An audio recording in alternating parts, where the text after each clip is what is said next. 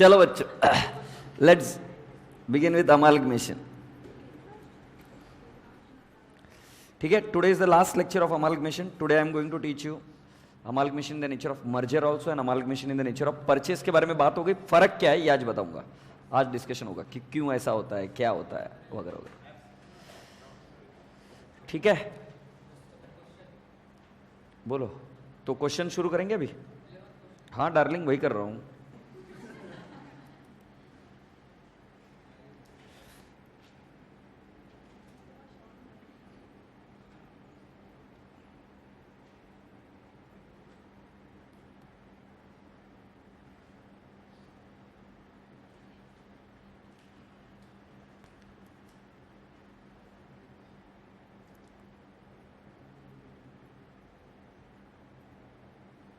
Question number 11 ही तो था या कि नहीं था? अच्छा, तुमने मॉड्यूल पीएम के क्वेश्चन देखना शुरू किया? या तो तुम बहुत ज्यादा विद्वान हो बच्चे सारे, या कर नहीं रहे हो, क्योंकि एक भी क्वेरी नहीं आती मेरे पास. सुन Aqib, Messrs CPM limited was incorporated on 21st April 2011 with an authorized share capital of 50 lakhs. Okay? Equity shares of 10 each. The company has issued, underline the word issued. Issued का मतलब कंपनी ने already दे दिए थे share. Issued. How much? 20,000 equity shares for cash at a premium of 2.5 per share and the same were fully paid up. There was no business until 30th June 2011. 30 जून तक कोई धंधा नहीं था. On which day the company decided to purchase the running business of Messrs. Indicate Limited and Messrs. Syndicate Limited by issue of shares of 10 each in CPM Limited at a premium of 2.5 per share. So let's understand यहां तक question क्या बोल रहा है. देखो, बात है 21 अप्रैल 2011 की. 21 अप्रैल 2011 CPM, SIPIEM, CPM was incorporated. They issued shares. How many shares they issued? 20,000. So they made an entry, cash / bank account debit 20,000 into rupees 12.5 to equity share capital 20,000 into rupees 10 to securities premium 20,000 into 2.5. ये पहली entry हो गई उनकी. Incorporate हुआ. Amalgamation की बात ही नहीं है. पढ़ लो वो पहली लाइन. ये क्लियर हो रहा है कि नहीं हो रहा है? क्या कहा है ये? The company has issued 20,000 equity shares for cash at a premium of 2.5 पर share and the same were fully paid up. तो यही तो एंट्री होगी ना, कैश के लिए इशू किया तो. So cash / bank account debit to equity share capital to securities premium. So my dear friend, if you look at the balance sheet will appear here. Share capital 2 lakh, securities premium it would be 50,000 and cash 2,50,000. Raman Bagh homework करके आया क्या तू? Okay. तो यहां तक तो बात आ गई. अब आगे क्या बोला बेटा? There was no business until 30 June 2011. धंधा कुछ नहीं था, कैश पड़ी थी, शेयर कैपिटल था, सिक्योरिटीज प्रीमियम था. 30 जून को उन्होंने डिसाइड किया कि वो दो बिजनेस को बाय करेंगे. एक कंपनी का नाम था इंडिकेट लिमिटेड और दूसरी कंपनी का नाम था सिंडिकेट लिमिटेड. और उनको जो धंधा बाय किया, उनको जो रीपेमेंट या पेमेंट करना पड़ेगा बिजनेस के लिए, that would be done with the help of shares, bye issue of shares. ऐसे ही बोला है ना? by issue of shares of rupees 10 each in CPM Limited at a premium of 2.5 per share.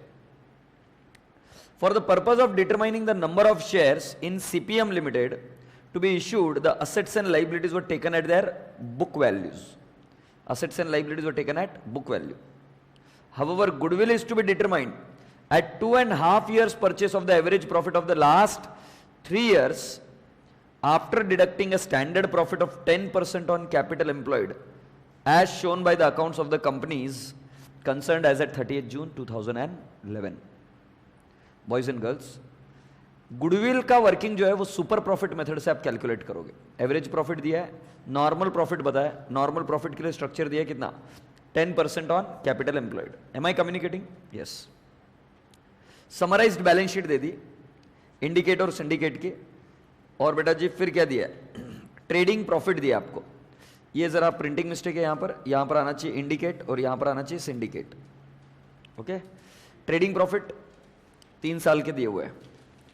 You are required to calculate the number of shares to be issued by Messrs CPM Limited to the shareholders of Messrs Indicate Limited and Messrs Syndicate Limited respectively, stating the ratio in which shares are allotted by Messrs CPM Limited to prepare the balance sheet of CPM Limited after foregoing purchase is completed. Okay, so let's do the valuation of goodwill orally. बेटा इसका average profit निकालो तो। I am saying average, don't give me total profit, give me average. You say 80 to 500 dude, और 60 to 500, ये average profit हुआ बेटा, check कर लो। अब गुडविल कैसे वैल्यू करना है बोल रहे वो, गुडविल कैसे वैल्यू करना है, after deducting standard profit of 10% on capital employed. Agreed? अब बेटा कैपिटल एम्प्लॉयड कितना है, क्या मैं कह सकता हूं इतना कैपिटल एम्प्लॉयड है? For indicate limited what is the capital employed? हाँ ना भाई, 3,10,000 plus 1,90,000, what is the figure? 5 lakh. तो क्या मैं कह सकता हूं 5 lakh is the capital employed year, and what is the capital employed year? 3.5 lakh. So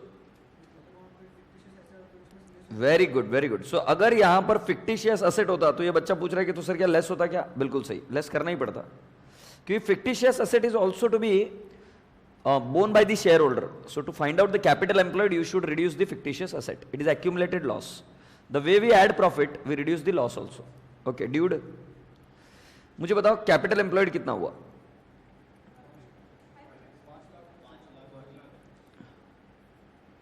5 lakh and 3.5 lakh.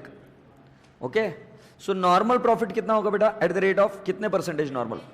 10%. तो normal profit is 50,000 and 35,000.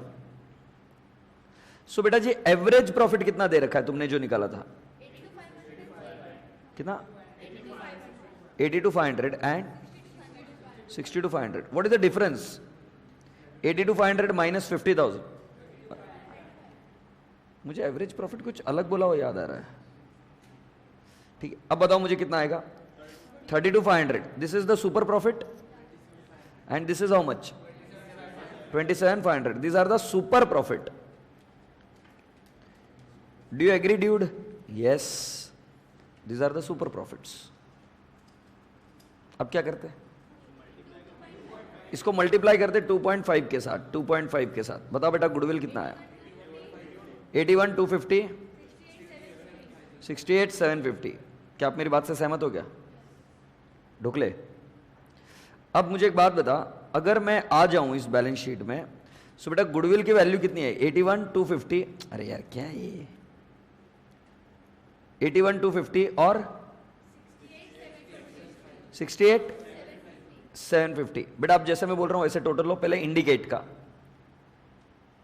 4,50,000 plus 2,50,000 plus 81, 250 minus 2 lakh, कितना आ रहा है इसका पीसी? 5 लाख, 81, 200, 250। और बेटा दूसरे वाले का कितना आ रहा है? 2,90,000 प्लस 610 प्लस 68, 750 माइनस 550, यही क्या ना? कितना आएगा? 4,18,000, 18,750। Okay, so this is what? PC. How this PC is going to be discharged? By issue of shares at a premium of 2.5 each. So लो बेटा, 581, 250 और दूसरा कितना है? 750. What are the issue price? 12.5. 12.5. So how many shares have to be issued? 581, 250 divided by 12.5. कितना आएगा? 46,500 और इसका कितना आएगा 418,750 डिवाइड बाय 12.5 कितना आएगा बेटा जी 33,500. These are the numbers to be issued. Yes or no? So let's check if our answer is right to this extent.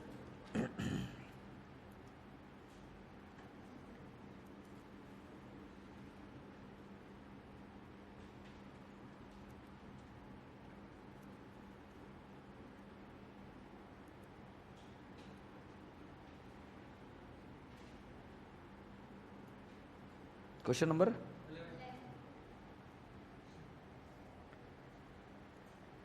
ये देखो, पहला तुमने निकाला गुडविल. आई थिंक यहां तक तुम राइट थे 81,250 और 68,750. So you are able to calculate the goodwill. Goodwill कैसे निकाला? एवरेज प्रॉफिट सब्सट्रैक्ट किया क्या? Normal profit on what? Capital employed. Capital employed में क्या लेना पड़ता है? पी एंड एल अकाउंट भी लेना पड़ता है. और क्या सब्सट्रैक्ट करना पड़ता है? Fictitious asset. तो आपका गुडविल निकला. बेटा अभी calculation of PC, indicate limited और सिंडिकेट दोनों का हमने पीसी भी निकाला. इसमें सिर्फ एक ही एसेट ऐड होगी, कौन सी? गुडविल. बाकी की सारी एसेट कैसे लेना है और लाइबिलिटी कैसे लेना है? Book value. सो ये देखो, asset goodwill, fixed asset, current asset, take the total, से yes, and then liabilities, current liabilities, then you take the total again. Agreed? A minus B आपका नेट एसेट है 581,250 and 4,18,750. यही आई थी क्या PC? बेटा what is the issue price? You are right, 12.5 and 12.5. So what are the number of shares to be issued? 46,500 and 33,500. बेटा इस question में और एक खास बात लिखी गई है. क्या बोला है? Calculate share exchange ratio. ये देखो पहला क्या है? Calculate the number of shares to be issued. ये तो निकाल दिया. आगे क्या बोला? Stating the ratio in which the shares are allotted by CPM limited. बेटा क्वेश्चन को इग्नोर नहीं करना. इग्नोर किया तो 2-3 मार्क कट जाएंगे इधर. क्वेश्चन में पूछा है कि शेयर एक्सचेंज रेशियो भी बताओ. जरा मुझे बताओ इसका शेयर कैपिटल कितना है? 3,10,000. एग्रीड? तो बेटा 3,10,000 डिवाइड बाय 10 कितने शेयर है? 31,000. और दूसरे वाले के शेयर्स कितने? 3,35,000 डिवाइड बाय 10 कितने? 33,500. सो बेटा इसके कितने रे बेटा? पहले वाले के कितने? 31,000. और इसके कितने? 33,500. तो क्या मैं बोल नहीं सकता इनके ऑलरेडी एग्जिस्टिंग 33,500 है, तो इसको रेशियो कौन सा बनेगा? 1:1. बेटा इन दोनों को अगर मैं सिंप्लीफाई करूं तो क्या रेशियो बन रहा है? करो तो 31,000 इंटू 1.5. कौन सा रेशियो बन रहा है? 2:2. इसे 2:3 वाला रेशियो बन रहा है. ठीक है, चेक कर लेते हैं. तो ये देखो existing number of shares, share exchange ratio 1.5. मैं वही तो बता रहा था. 31,000 इंटू 1.5 करो, कितना आ रहा है? 46,500. So can I not say that for every one share they are going to receive 1.5 share of what? Transferee. 1.5 share मिलेगा आपको किसका? ट्रांसफरी का. So the exchange ratio is 1.5. Agreed? That can also be stated as 2:3. For every 2 shares in transferer, you are going to receive how many shares? 3 shares in transferee. Is that okay? So the share exchange ratio is 1.5 and 1. Or you can also say 3:2 and 1:1. Can I go on?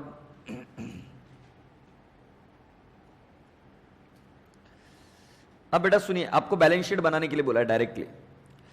देखिए next question, next part क्या है question का? Balance sheet. अब बेटा balance sheet बनाने के लिए मैं आपको थोड़ी सी ट्रिक देता हूं. Okay, always draft the balance sheet in question. कैसे बैलेंस शीट ड्राफ्ट होती है देखिए, मैं बताता हूं.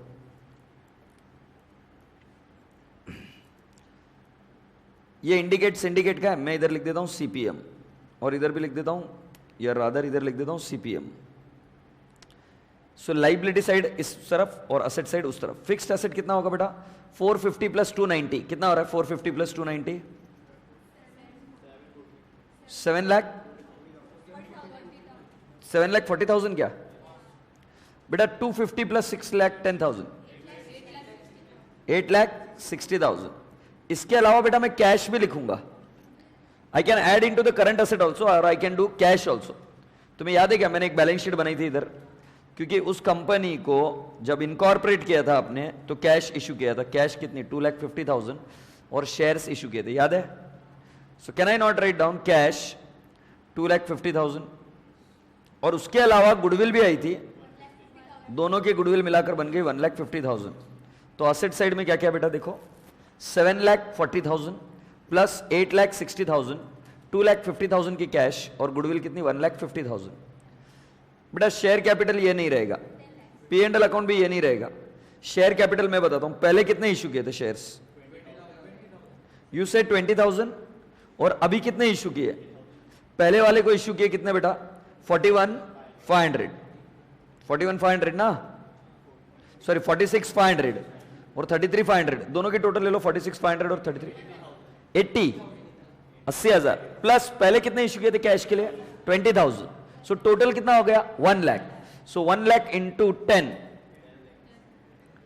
10 लाख क्या? 1 लाख इंटू 10। सिक्योरिटीज प्रीमियम कितना आएगा? 2,50,000। So I will write down securities premium यहां पर 2,50,000। बेटा क्रेडिटर्स की टोटल ले लो, 2 लाख प्लस 5,50,000, 7,50,000।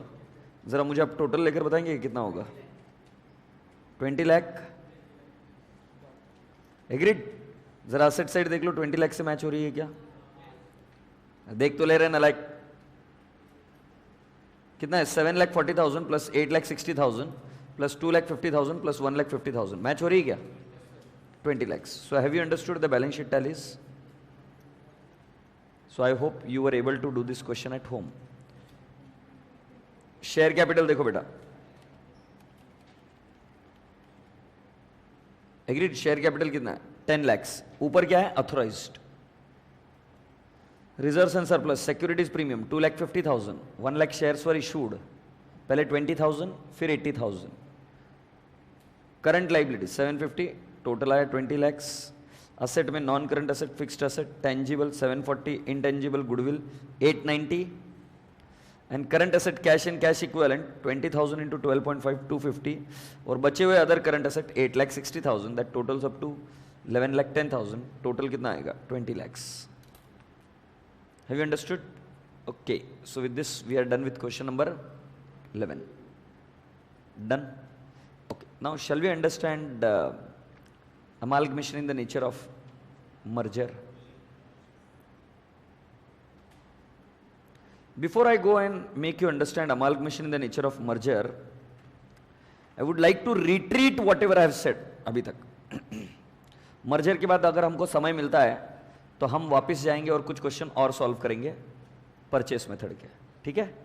तो अभी आज देखिए मर्जर मेथड पढ़ा रहा हूं आपको, जरा ध्यान से सुनिए मर्जर मेथड क्या है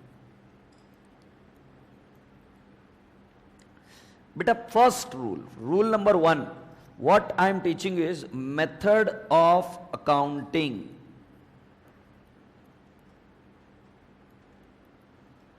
Dude, what I am teaching you? Method of accounting.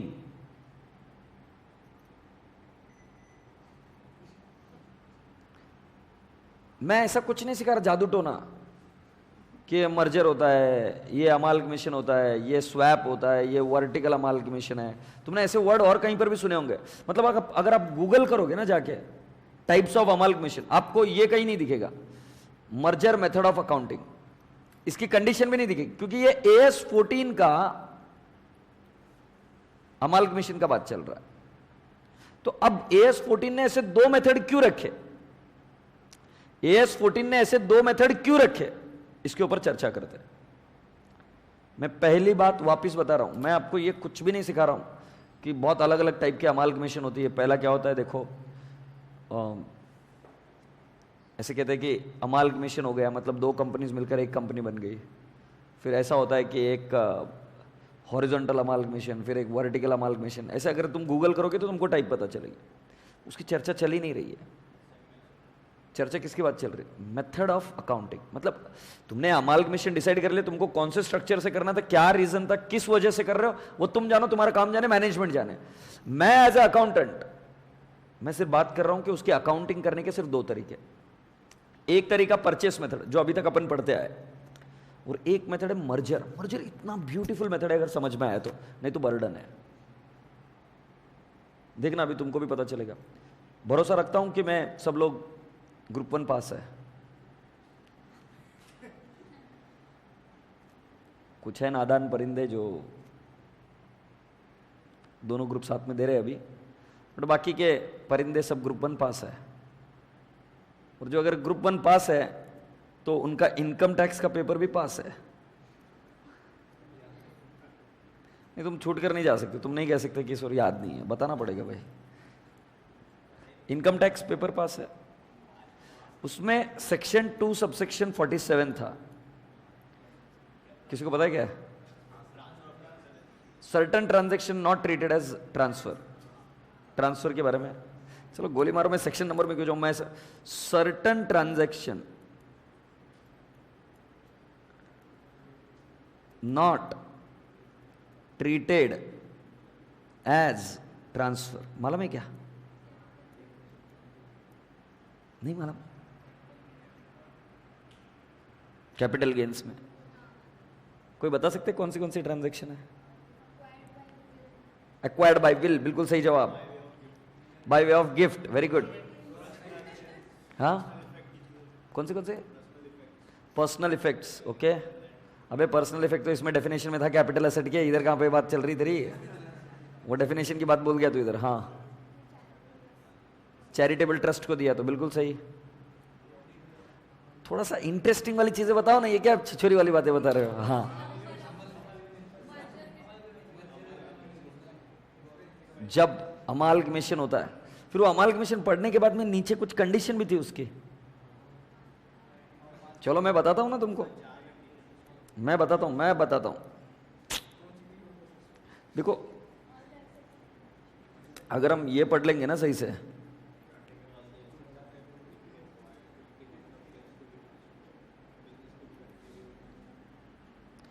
किसी जमाने में टैक्स पढ़ाई करता था मैं।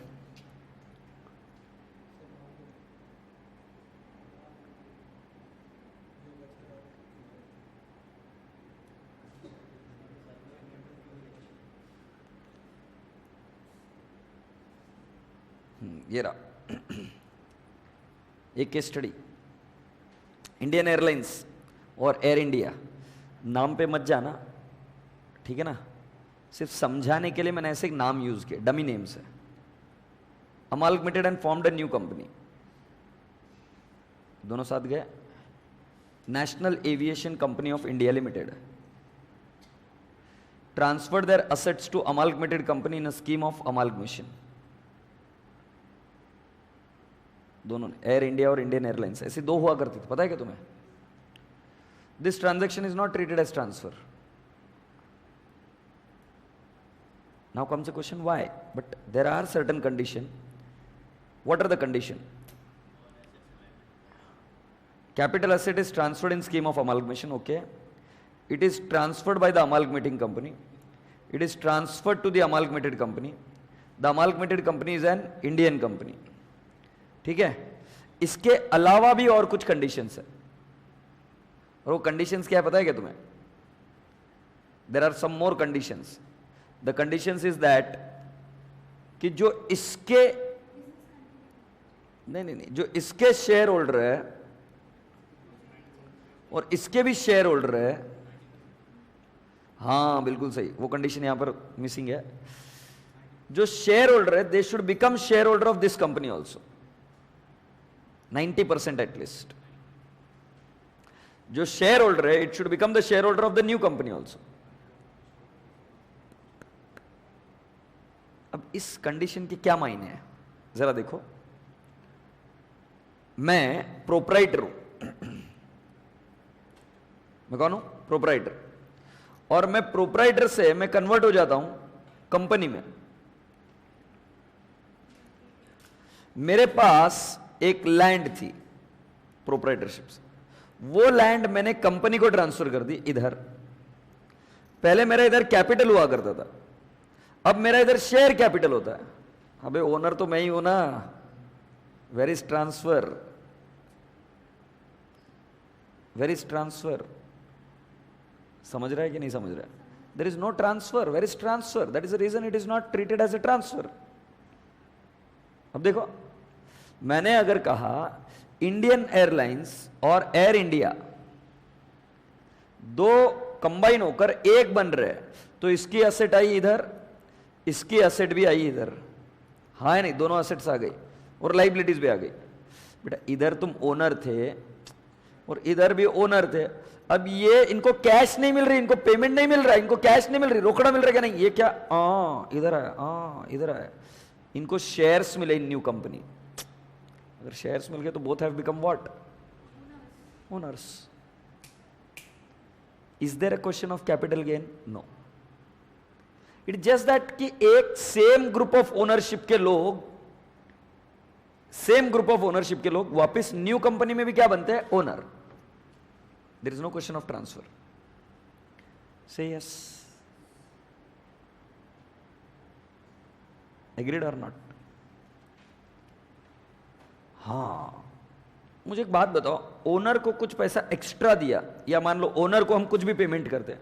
वैष्णव जरा मुझे सोच के बताना, group 1 company final account, owner को कुछ पैसा दिया तो पैसा कैसे देते वैष्णवी? हम ओनर को पैसा कैसे दे सकते हैं? कंपनी फाइनल अकाउंट आपको ओनर को पैसा देने के लिए कैसे अलाउ करता है? ओनर को कैसे पैसे देते हैं? बाकी कोई भी बता सकता है। By way of dividend. अभी ओनर को पैसा कैसे देते? By way of dividend. Dividend की एंट्री बोल डोकरे, डिविडेंड की एंट्री बोल। डिविडेंड पेबल की एंट्री क्या? Pay and L account debit to dividend payable, and dividend payable to what? Cash oblique bank. Logically you are making an entry reserve to cash oblique bank. नजरे से नजर नहीं मिला रहा कमीना आदमी। तो क्या एंट्री होती है? Reserve to cash oblique bank. क्या गलत बोला मैंने? सही तो बोल रहा हूं मेरे बच्चे। अब सुन मेरी बात सुन। क्या हुआ ना कि इधर की असेट्स और लाइबिलिटीज, 100 रुपए की असेट या 1000 रुपए की असेट और 300 रुपए की लाइबिलिटी बराबर है। 1000 माइनस 300 डोकरी कितना होता? 700 मिलने को होना कि नहीं? इसको हमने दिया, ये ट्रांसफरर है, ये ट्रांसफरर है, इनके बुक वैल्यू के हिसाब से मिलने को ना 700। I gave him 800। तो किसको दे रहा हूं? ओनर को ही दे रहा हूं ना। इसीलिए amalgamation in the nature of merger में it is adjusted against reserve and it is not goodwill. अब समझा रिजर्व में क्यों एडजस्ट होता है? Because whom are you paying? You are paying the owner only। अभी मैं सभी कंडीशन एक साथ डिस्कस करूंगा आपके साथ, फिर समझेगा। अच्छा, मतलब ओनरशिप एक ही आदमी के पास है। Are you getting? Yes। नहीं, नहीं। अगर हम ओनर को कोई चीज एक्स्ट्रा पे कर रहे हैं, where I am going to debit? Reserves. Redeemed preference shares at premium, where did you debit? P and L account, reserves। Anything which is paid to the owner will be paid extra. In that case, it should be debited to what? Reserve. In merger method, the ownership is never transferred. Merger method of accounting बोल रहा हूं। गधेड़े बच्चों ने तो फिर merger method of accounting। I am saying ownership is not transferred। Ownership transfer हुई है क्या? नहीं हुई है। वो पहले भी ओनर था, अभी भी ओनर रहेगा। देखो कंडीशन नंबर 1, कंडीशन नंबर क्या है? 1, all assets and liability should be transferred and it should be transferred at book value. Comes a question, why anyone will transfer at book value? तुझे कह दूंगा तेरा घर कितने में खरीदा? कितने में खरीदा? हाँ, अभी कितने में खरीदा ये बता। मान लो 5 लाख में खरीदा। मैं इसको जब था 1970s में 5 लाख में खरीदा, अब इसको बोल रहा हूं 5 लाख में दे दे देगा ये मुझे तब देगा जब मैं ओनर ही हूं। You understanding my point? जब हम दोनों एक है, तब मुझे देगा at cost, both the people are same, then you transfer it at cost. Otherwise, what is the question of transferring it at cost? At book value. No one is going to transfer it at book value. So, पहला condition क्या है? All assets and liabilities are transferred. What? At book value. तो बेटा क्या आप एक एक condition को पढ़ेंगे यहां से मेरे साथ? मर्जर मेथड में आओ.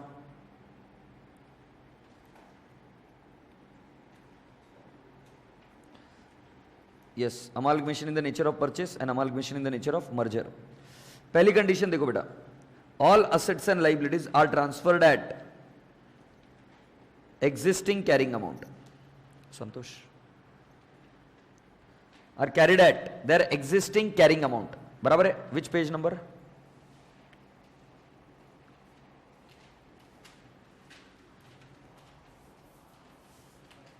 हाँ,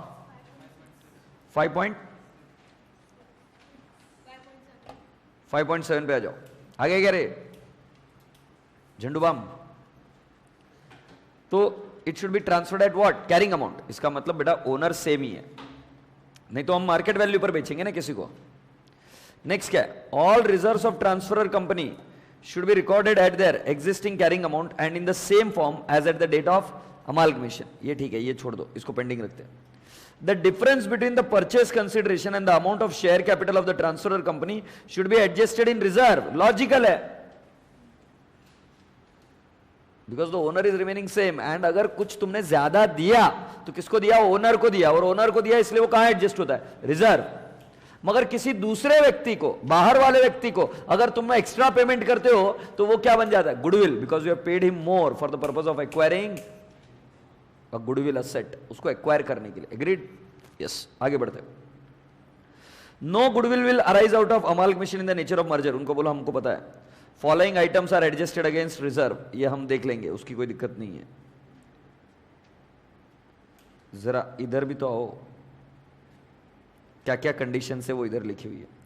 all assets and liabilities, okay. Eight which value? Book value. Tick mark कर दो. कंडीशन 1 आपको समझ में आई.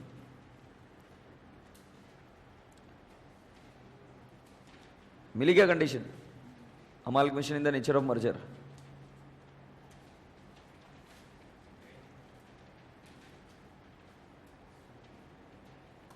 नेक्स्ट नहीं मिल रही? देखो, अरे लिखी तो है यार, लिखा तो है यार, सब चीजें इधर लिखा हुआ है ना. 5.6 पर है ना? अच्छा, मेरे इधर इसमें डायग्राम में, तुमको डायग्राम अच्छा है मगर लिखी हुई बेटा. कितने शेयर होल्डर्स, उनके शेयर होल्डर बनने चाहिए? 90%. मतलब जो यहां पे ओनर था वो यहां पर भी क्या बनेगा? Owner. And PC can not be paid in cash. अगर मुझे कैश मिल गई मतलब मैं ओनर नहीं हूं, मैं एग्जिट, वो एंटर, वो मेरा ओनर बन जाएगा. एग्रीड और नॉट? बट यहां पर पीसी किस में दी जाती? Not in form of cash, only in form of shares. तुम फील करो, देखो तुम आज ओनर हो तुम्हारे बिजनेस के, तुम अगर बेचना चाहते हो तो तुम क्या मांगोगे? कैश दो, मैं जा रहा हूं, exit. So that is one way. मगर अगर तुम यहां पर ओनर हो, तुम्हारे पास शेयर कैपिटल है, नई कंपनी में भी तुम्हें शेयर कैपिटल ही मिल रहा है, so you are again a owner in the new company. So that again I am trying to say 90% of the shares जो पुरानी कंपनी में थे वो सारे 90% इधर भी क्या बनने चाहिए?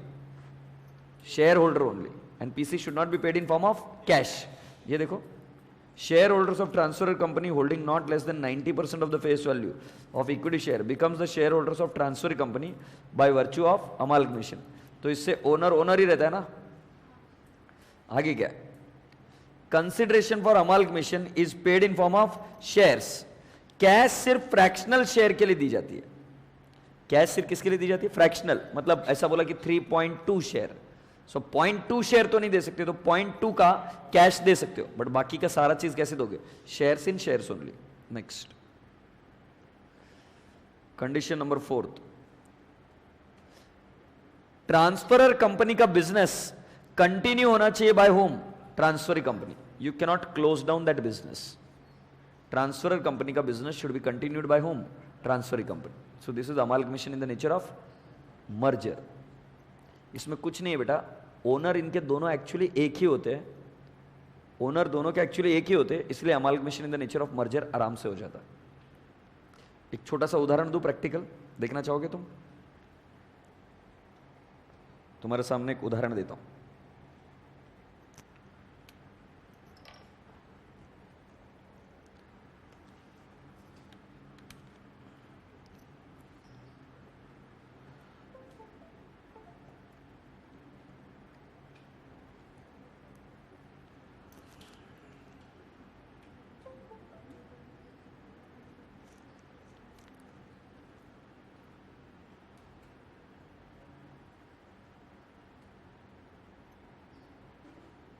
हो जा चालू।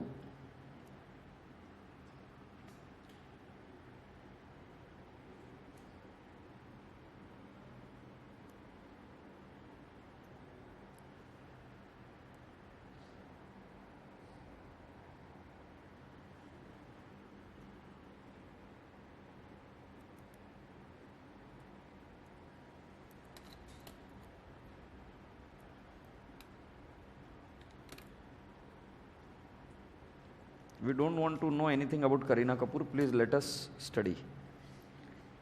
10 things you should know about Kareena Kapoor Khan. No, we don't want to know. अब देखो मैं क्या सर्च कर रहा हूं। दिलीप पेंडसे, अरे लिप, अरे ये क्या चालू हो गया? अरे मेरे भाई गूगल लिखने दे मुझे। दिलीप पेंडसे टाटा फिनेंस।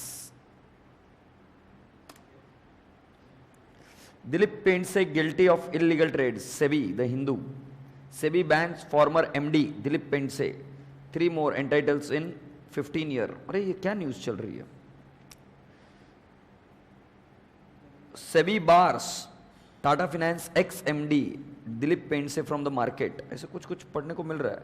अपने को विकिपीडिया देखना है इसका। आगे विकी डाल दूं तो आ जाएगा।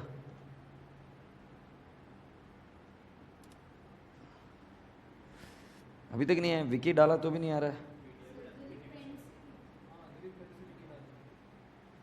ओके, दिलीप पेंट से विकी, और जो नहीं आया ना तो फिर याद रख लेना।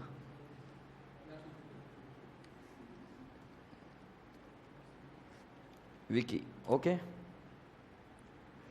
ये पुणे का ही बंदा है।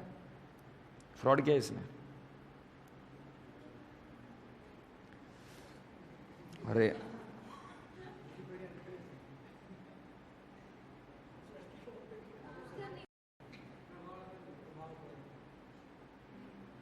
अरे क्या है, श्वेता पेंट से हॉट एज हस्बैंड। अरे माँ कसम, अरे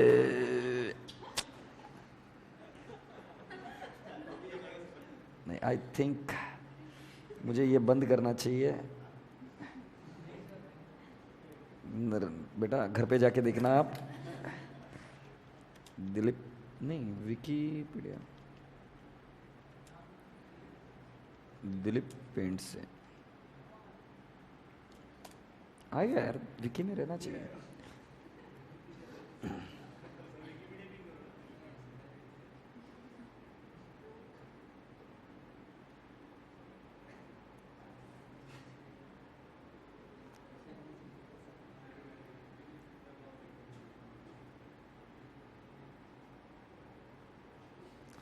खैर गोली मारो अभी।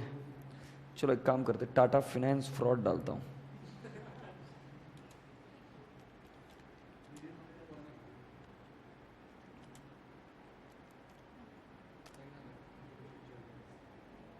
सत्यम scandal, 2G scandal, Tata communication, Tata group.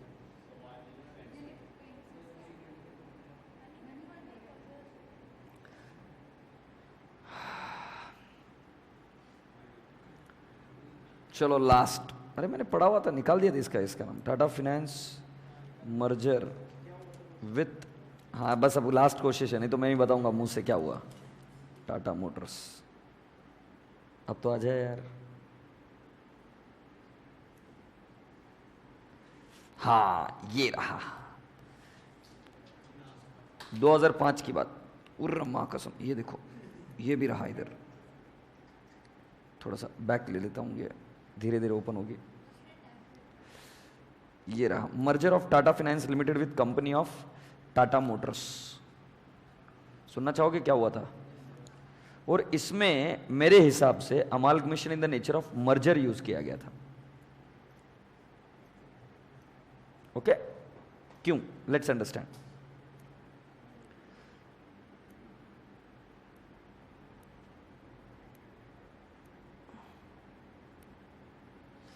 देखो, एक टाटा मोटर्स नाम की कंपनी थी, है अभी भी है। टाटा मोटर्स की जितनी भी गाड़ियां बिकती है वो लोन पर बिकती है। तो उन्होंने सोचा कि लोन पर गाड़ियां बेचना है, तो बैंक्स वगैरह कभी कभी लोन देते हैं, कभी कभी नहीं देते। अपन एक काम करते हैं, अपन ही अपना फाइनेंस का बिजनेस शुरू कर देते हैं। तो उन्होंने फाइनेंस का धंधा करने के लिए, क्योंकि गाड़ियां उनकी बिकती थी और खरीदने वाला लोन पर ही लेता था, तो बोलते कि लोन हमारी कंपनी दे देगी। तो उन्होंने एक सब्सिडरी बनाई। तो इन्वेस्टमेंट इधर आया और एक टाटा फाइनेंस नाम की कंपनी बनी, और इधर बना शेयर कैपिटल। ये 100% सब्सिडरी थी ऑफ टाटा मोटर्स। मतलब इसके सारे शेयर्स किसके पास है? टाटा मोटर्स। कहते हैं इधर एक व्यक्ति था जिसका नाम है दिलीप पेंडसे, ये इसका एमडी था, पुणे का ही। इसने कुछ फ्रॉड किया। फ्रॉड क्या है, उसने कोशिश तो अच्छी की थी बेचारा, मगर फंस गया। उससे गलत काम हो गया, फ्रॉड हो गया। अब क्या हुआ कि फ्रॉड हो गया तो इस कंपनी की वैल्यू डायरेक्टली बन गई लगभग मतलब आपका इधर मान लो शेयर कैपिटल है 600 करोड़। अब ये कंपनी डूबती नगार पर आ गई, क्योंकि इसको अभी संभालने वाला कोई नहीं, क्योंकि इसमें फ्रॉड हो गया और सारे इन्वेस्टमेंट जो थे इधर वो सब फर्जी निकले। कुछ कोर एक्टिविटी भी थी मगर कुछ एक्टिविटी फ्रॉड भी निकली। अब ये कंपनी अकेली नहीं संभल सकती। अब इसका ओनर कौन है? टाटा मोटर्स। टाटा मोटर्स ने बोला कि साला 600 करोड़ रुपए का वैल्यू पूरा डूब जाएगा, इससे अच्छा इस कंपनी को मैं मर्ज कर लेता हूं इसके अंदर। समझ में आ रहा है? उनका कहीं पर भी पर्पस ये नहीं था कि वो कोई धंधे को बाय कर रहे। अबे इधर भी ओनर वही है ना, और इधर भी ओनर वही है। इधर in a form of share holder, here they will get shares here.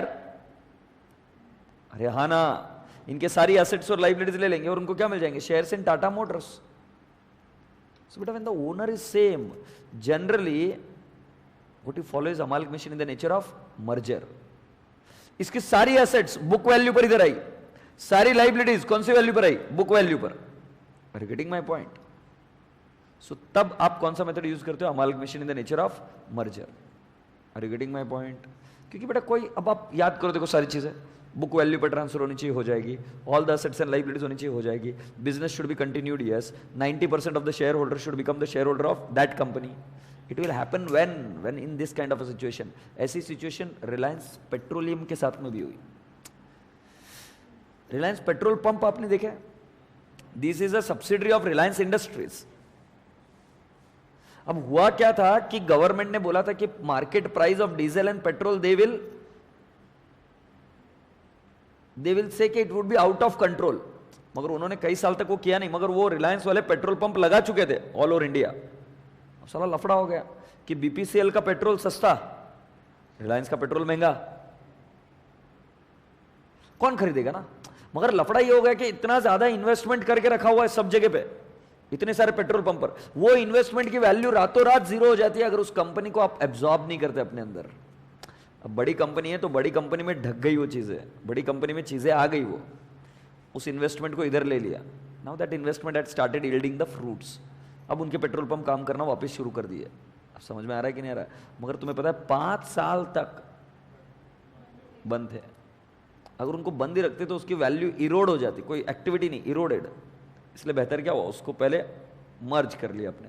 तो मर्ज करेंगे तो कौन से मेथड से करेंगे? Why will you go for amalgamation in the nature of purchase? It will attract what not for you, it will attract capital gain tax. Yes or no? Why will you pay tax when you are the owner here and there also? So rather than taking it at market value, you take it at a book value. So सिर्फ India में amalgamation in the nature of purchase और amalgamation in the nature of merger ऐसी 2 accounting है सिर्फ India में। IFRS 3 business combination, Ind AS 103 business combination,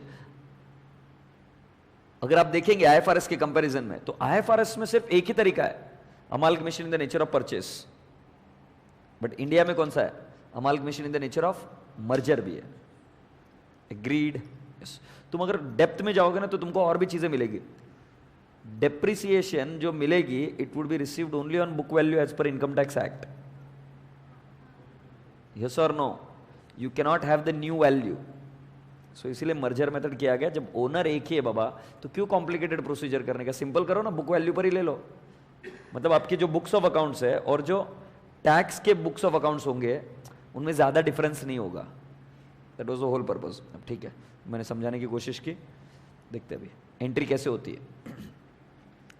इसमें PC निकाली जाती है. पीसी निकालने का तरीका एज इट इज सेम है, मगर अब एंट्री कैसे होती है देखो. In the books of transferee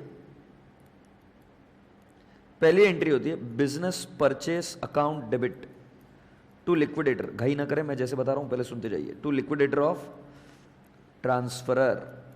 पहली एंट्री सिंपल है, पीसी निकाल कर करना. जब मैं क्वेश्चन सॉल्व करूंगा तो आपको क्लिक होगा. फिर क्या एंट्री करते हो बेटा आप? Next assets to liability to reserves also. अरे बिजनेस तुम्हारा ही है, वो तुम उसको पूरा का पूरा एब्जॉर्ब करोगे as it is to reserves and to what? Business purchase. और अगर बैलेंसिंग फिगर आया कुछ तो it is not adjusted in goodwill और CR, it is adjusted in free reserve. मगर यहां पर एक गाइडेंस नोट है. गाइडेंस नोट ये कहती है कि अगर लॉस हुआ तो डेबिट योर फ्री रिजर्व, मगर अगर प्रॉफिट हुआ so then don't show it as your revenue profit, show it as your capital profit. And that is the reason balancing figure on the credit side is shown as CR, but balancing figure on the debit side is shown as GR, general reserve. तो एक चीज क्या समझे बेटा जी आप, कि reserve take over करते हैं. बैलेंसिंग फिगर डेबिट में है तो क्या आता है? GR. बैलेंसिंग फिगर क्रेडिट में है तो क्या आता है? CR. Good good.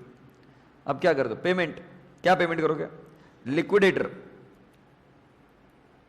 To equity share capital, क्योंकि आपको देना क्या पड़ेगा? शेयर्स. सिर्फ फ्रैक्शनल शेयर्स के लिए क्या दे सकते हो? कैश. बाकी कैश दे सकते हो क्या? नहीं. सो इधर क्या आ जाएगा? टू कैश ओनली फॉर, कितना प्यारा बच्चा, only for fractional shares. Agreed?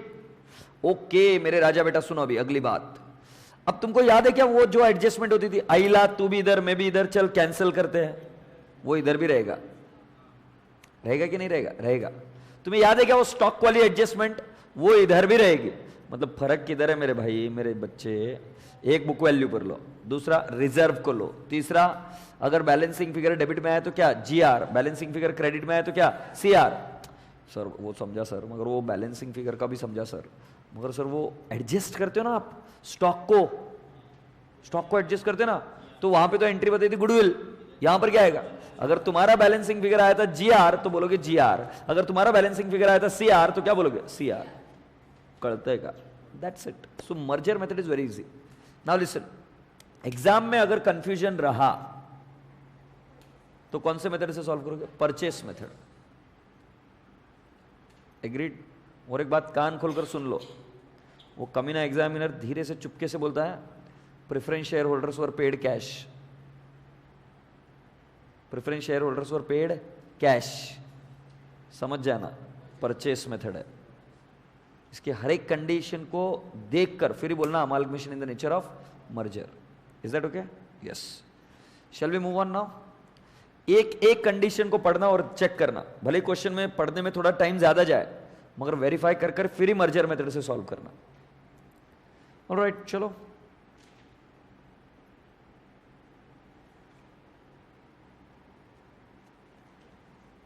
Question number 1 के पास आ जाओ.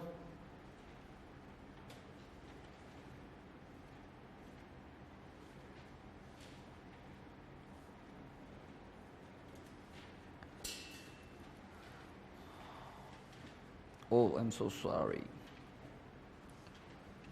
पढ़ो.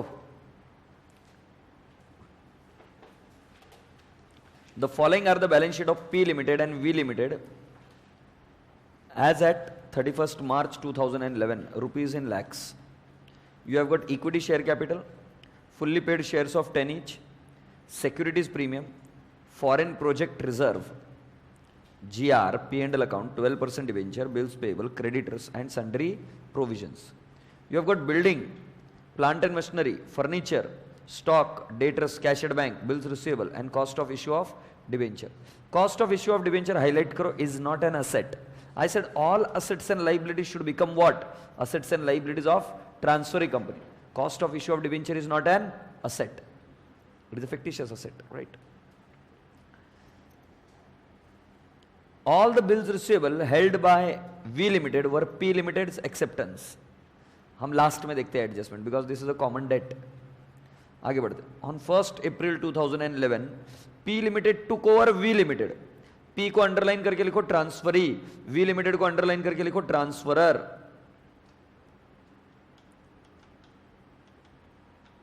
P transferee, V transferor in an amalgamation in the nature of merger. अब इससे दयालु एग्जामिनर क्या होगा? खुद दयालु आदमी ने बोला है, in the nature of merger. It was agreed that in discharge of consideration for the business, P Limited would allot 3 fully paid equity shares of 10 each at par for every 2 shares held in V Limited. हर एक 2 share के लिए कितने shares मिलेंगे? 3. हर एक 2 के लिए कितने? 3. It was also agreed that 12% debentures in V Limited would be converted into 13% debentures in P Limited of the same amount and denomination. तो पता क्या करना पड़ेगा? पहले उनको अपनी बैलेंस शीट में इनकॉर्पोरेट करना पड़ेगा और फिर उनको कन्वर्ट करना पड़ेगा. Because we have to take all the assets and liabilities. Once I take the asset and liability, then what I am going to do? I am going to convert them. आगे बढ़ो. Expenses of amalgamation amounting to ₹1 lakh were borne by P Limited. You are required to pass journal entries in the books of P Limited. Prepare P Limited's balance sheet immediately after the merger. ये देखो जरा.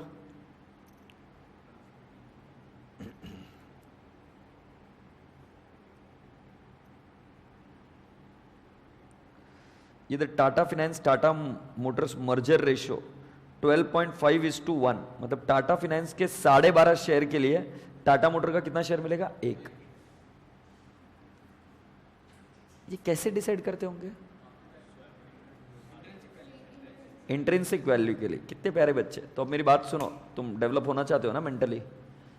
बेटा अगर तुम्हें बोला गया कि amalgamation in the nature of merger, बोलेगा एग्जामिनर एकदम अमालगमेशन इन द मर्जर से सॉल्व करो, और फिर वो कमीना आदमी धीरे से बोलेगा कि लैंड एंड बिल्डिंग की वैल्यू है ना 4 लाख से बढ़ गई है, प्लांट एंड मशीनरी की 3 लाख से बढ़ गई है, और क्या बोलते हैं डेटर्स में आरडीडी है, फिर वो इन्वेस्टमेंट खराब है, वर्थलेस है. मेरा बच्चा इधर बैठ के सोच रहा है माँ कसम ये क्यों दे दिया सर. एक तो बोल रहा है कि मर्जर मेथड से सॉल्व करो, कंडीशन बोल रही क्या? कंडीशन क्या बोल रही है? कंडीशन क्या बोल रही है? मर्जर मेथड में वैल्यूएशन नहीं हो सकता, बुक वैल्यू पर लेना. अबे छिछोरे बच्चों समझो स्वैप निकालने के लिए वो सारे वैल्यूज दिए जाते हैं. अब ये कैसे डिसाइड किया उन्होंने? 12.5:1. तो टाटा मोटर्स की इंट्रिंसिक वैल्यू निकाली होगी और इसकी टाटा फाइनेंस की इंट्रिंसिक वैल्यू निकाली होगी. अब उन दोनों से आपने क्या डिसाइड किया? स्वैप. बट फिर भी वो कौन सा मेथड है? मर्जर. असेट्स और लायबिलिटीज को बुक वैल्यू पर ही इनकॉर्पोरेट करोगे. सिर्फ स्वैप डिसाइड करने के लिए कि कौन से रेशियो में क्या जाएगा, उसके लिए वो क्या दी जाती है? Market value. देखो ये क्वेश्चन अभी मैं खुद अभी चेंज कर देता हूं. ये देखो वहां पर ऐसे बोलेंगे ये रेशियो दिया ही नहीं, मान लो ये रेशियो दिया ही नहीं तुम्हें कि कितने शेयर इश्यू करने, कुछ नहीं दिया. ऐसा बोलेंगे plant and machinery of V limited is valued at ₹7,000 and furniture at 1,800 and then stock at 4,000 only, फिर डेटर्स एट 1,200 वगैरह वगैरह. ऐसा कुछ भी बोला, मैंने वैल्यूएशन दी. अब बेटा तुम ही मुझे बताओ, तुमको बोला है कि amalgamation the nature of merger clearly बोला है, तो तू तो अकाउंटिंग करते हो कौन सी वैल्यू लेगा? Book value. अरे मगर किसको कितने शेयर्स देने का ये निकालने के लिए तो इंट्रिंसिक वैल्यू निकालनी पड़ेगी, और इंट्रिंसिक वैल्यू निकालने के लिए आप मार्केट वैल्यू यूज कर सकते हो. ऐसा कहां कहा है कि तुम स्वैप निकालने के लिए भी इंट्रिंसिक वैल्यू यूज नहीं कर सकते हो? बात पहुंची क्या दिमाग तक? तो ऐसा क्वेश्चन आ सकता है which is of tough level, जिसमें आपको लगेगा कि ये परचेस मेथड है, मगर वो परचेस मेथड नहीं रहेगा. कौन सा रहेगा? Merger method. हैप्पी? चलो अब इसकी पीसी निकालते बेटा. वी लिमिटेड के कितने शेयर्स है? P limited to V limited, V limited के शेयर्स कितने हैं? 6000 divide by 10, 600. Am I communicating? Yes. अब जरा पढ़ो क्या बोला है. P limited would allot 3 fully paid equity shares of 10 each at par for every 2 shares held in V Limited. So can I not say 600 divided by how much? 2. Because for every 2 कितने? 3 at par कितना? 10, 9000. So the PC is what? 9000. Am I communicating? Because what is the definition of the PC? Anything which is given to the shareholders of transferor company. And transferor company कौन है? We limited. V limited को 6000 की जगह पे कितना मिलेगा? 9000. से yes. तो चलो बेटा ये पीसी का कैलकुलेशन करो आप जल्दी से, फुर्ती से.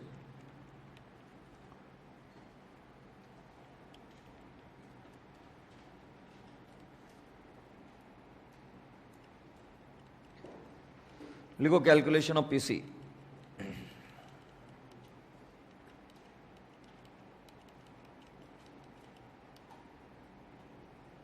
लिखो calculation of PC.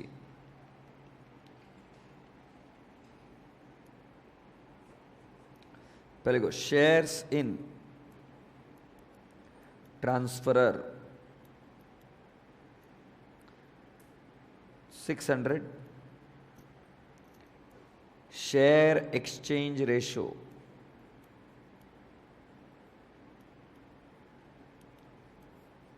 For every 2 shares. How many shares? 3 shares in P Limited. बराबर है क्या? For every 2 how many? 3 shares.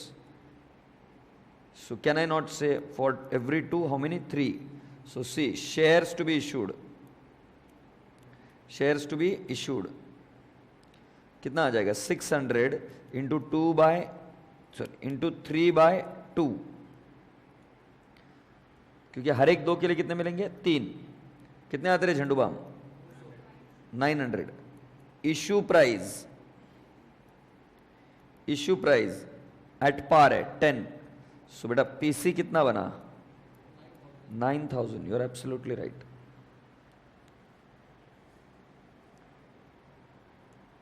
Make the first entry. Make the first entry. You are right madam. Make the first entry.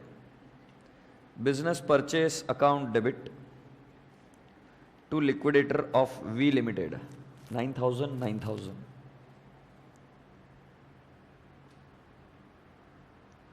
ठीक है बेटा. Now I am requesting you to make the second entry. You have to make the second entry as what? What are the names of the assets?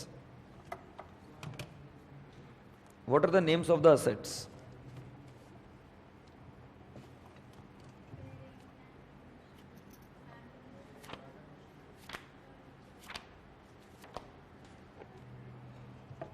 मेरी book कौन ले गया यार यहां से?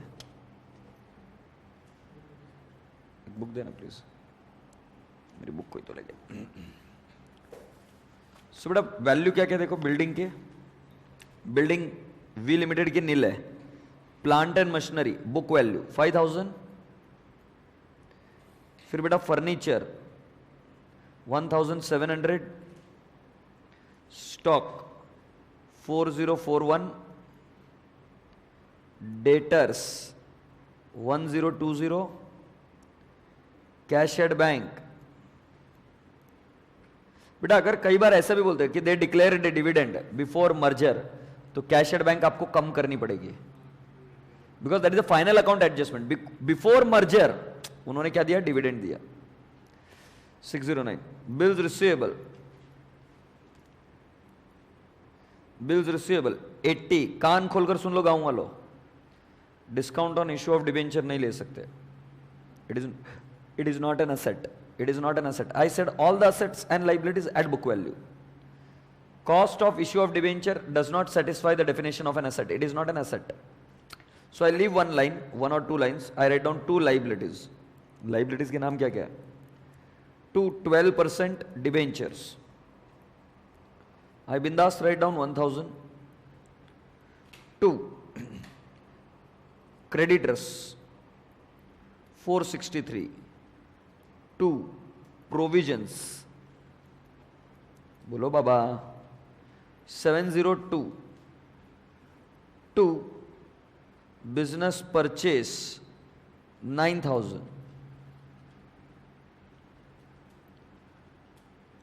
बोला है ना। 2 इधर मैं लिखूंगा, ध्यान से, everyone everyone everyone everyone everyone. P&L account, I'll write down 825 minus 50. Now you'll ask me why. I have written off the fictitious asset. So 825 minus 50 is how much? 775. I hope you are getting the reason why I am doing that. बेटा GR भी लेना है ना, सो बेटा मैं पहले क्या करूंगा, मैं GR ले लूंगा आपके लिए। देखो अभी मैं रेड पेन में ले रहा हूं GR, 2 GR कितना है बेटा? 3200, यही है ना GR का वैल्यू बेटा। और एक है फॉरेन प्रोजेक्ट रिजर्व, अभी ये ब्लैक पेन में लिखते हैं, GR वाला बैलेंसिंग फिगर होता है, तो 2 फॉरेन प्रोजेक्ट रिजर्व कितना है बेटा? नहीं बताएगा? 310, ठीक है ठाकुर साहब। इसके अलावा और कोई एसेट है क्या? नहीं। चलो अब मुझे बताओ बैलेंसिंग फिगर कितना आएगा?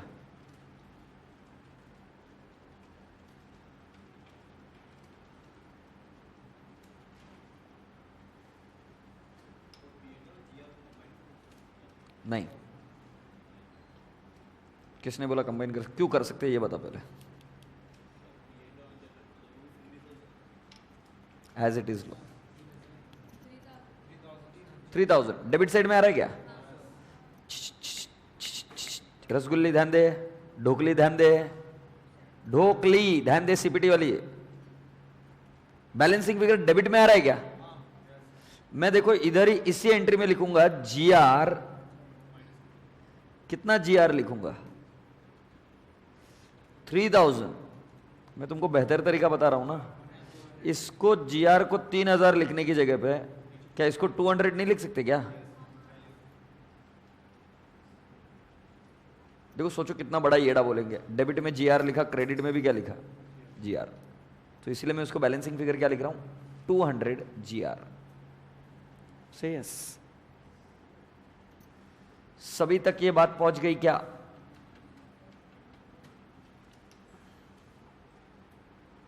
So make this entry. Sir मैंने मान लो डेबिट में भी GR लिख दिया 3000, कुछ होगा क्या? कुछ नहीं होगा। फिर बैलेंस शीट बनाते वक्त बराबर बना देना बस। अभी थर्ड एंट्री क्या करने की है? बिल्कुल सही, लिक्विडेटर ऑफ वी लिमिटेड, इनको देना है 9000।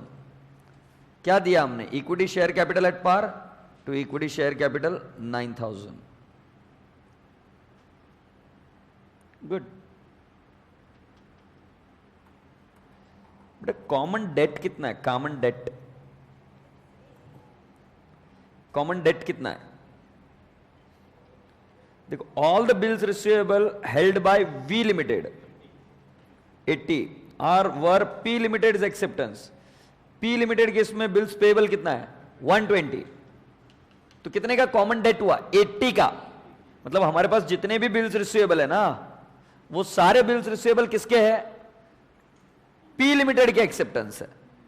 जाहिर सी बात है कि मतलब मेरा असेट है वी का, और पी का क्या है? लाइबिलिटी। सो उसमें से जो लोअर अमाउंट है उसको मैं क्या कर दूंगा? Knock off. सो बेटा मेरी फोर्थ एंट्री कैसे होगी? Bills payable to bills receivable कितना? 80 80।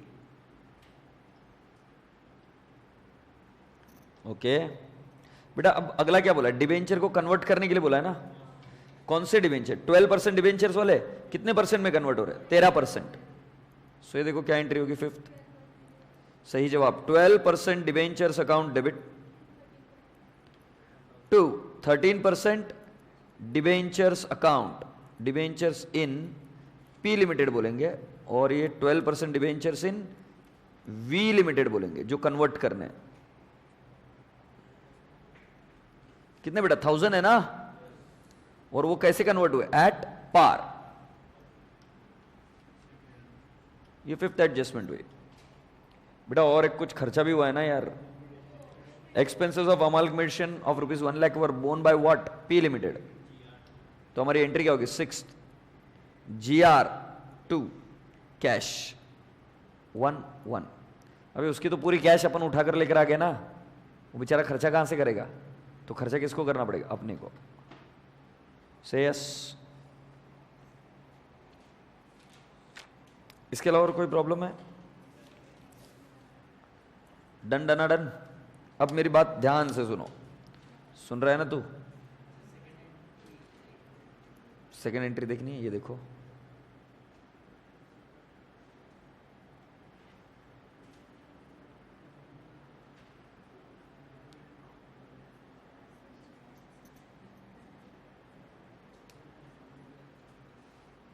डन। चलो अब इसकी बैलेंस शीट बनाएंगे। बैलेंस शीट मेरा बनाने का तरीका यह है, इसको भूल जाओ। और बैलेंस शीट किसकी बनानी है? पी की। जितना जितना ऐड हुआ है उतना ऐड करते जाइए। इसमें कितना ऐड हुआ? +5000। करिए क्वेश्चन में ड्राफ्ट करिए बैलेंस शीट। सभी बच्चे क्वेश्चन में ड्राफ्ट करेंगे 5000।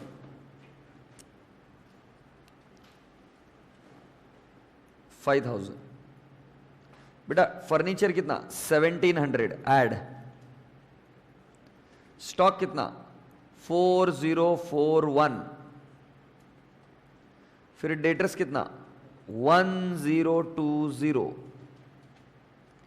बेटा कैश एट बैंक कितना? ऐड 609 -1। ये समझा क्या मैंने क्या बोला? Liquidation expenses. और बेटा bills receivable cancel, knock off हो गया ना, तो कितना आ जाएगा? 0। और बेटा एक cost on issue of debenture knock off हो गया ना, तो ये भी कितना आ जाएगा? 0। से यस। अच्छा शेयर कैपिटल 15,000 थे और कितना ऐड कर दिया? 9,000। सिक्योरिटीज प्रीमियम 3,000 था, कितना रह जाएगा? 3,000 ही, nothing to be added, 0।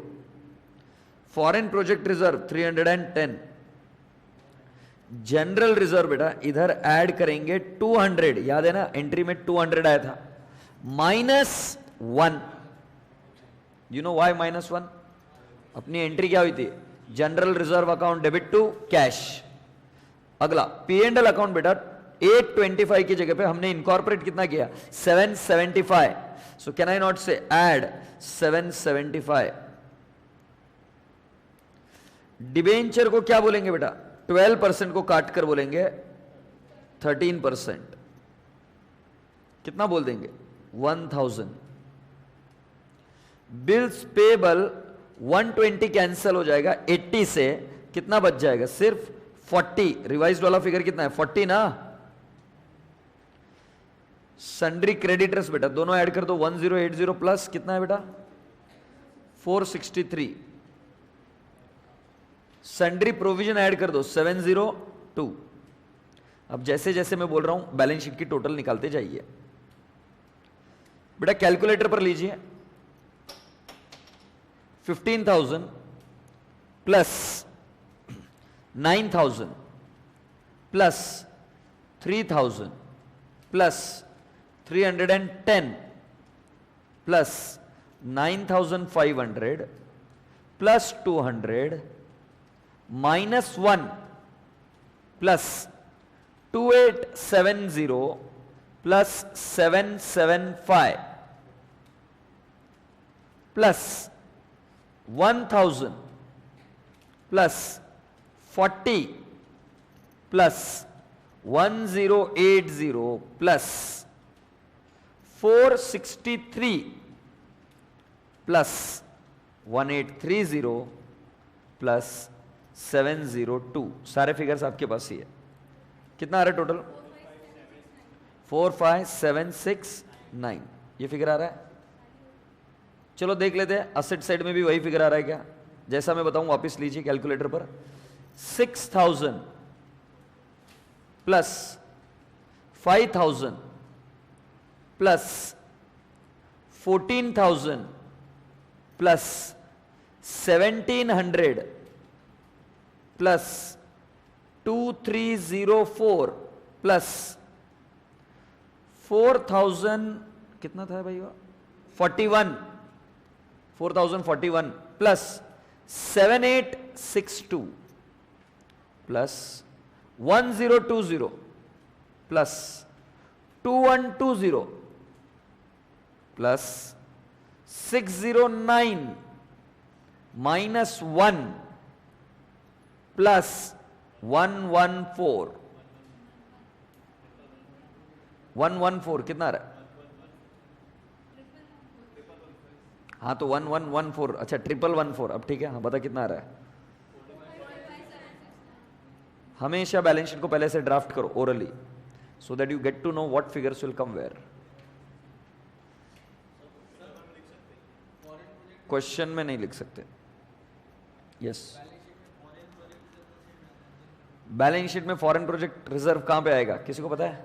Reserve and surplus. क्यों तुम्हें क्या लगता है? आपको क्या लगता है? क्यों किसको देना है पैसे? किसको देने का है? करंट लाइबिलिटी मतलब who is the receiver of that money, किसको देने का पैसा? आइडेंटिफाई जिसको पैसा देना है। कौन है व्यक्ति जिसको पैसा दे? अरे तू यार बातें पलटता है। तू क्या बोल रहा है? करंट लाइबिलिटी ना। करंट लाइबिलिटी का डेफिनेशन क्या है? कि जो किसी को पैसा देना है किसको देना है? It is a reserve. It is a reserve. Are you getting my point? Always apply this logic कि किसी को पैसा देना होगा तो तुम बोलना कि वो रिजर्व है, ए लाइबिलिटी है। चलो बेटा जी अब ये क्वेश्चन की जर्नल एंट्रीज आपने की मेरे साथ। अब बैलेंस शीट ड्राफ्ट करते हैं।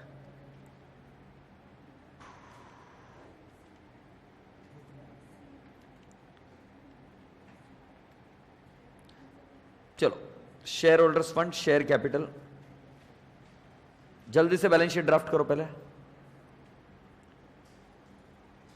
शॉर्ट में ड्राफ्ट करनी है बेटा। बाकी अपेक्षा रखता हूं कि ग्रुप 1 में आपने बैलेंस शीट का फॉर्मेट सही से सीखा है।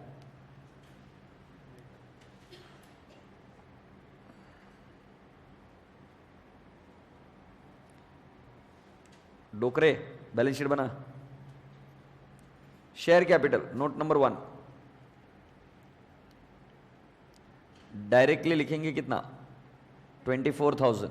सर कैसा 24,000 है? पहले का कितना रिपोर्ट है? 15,000 प्लस 9,000 कितना होता? 24,000।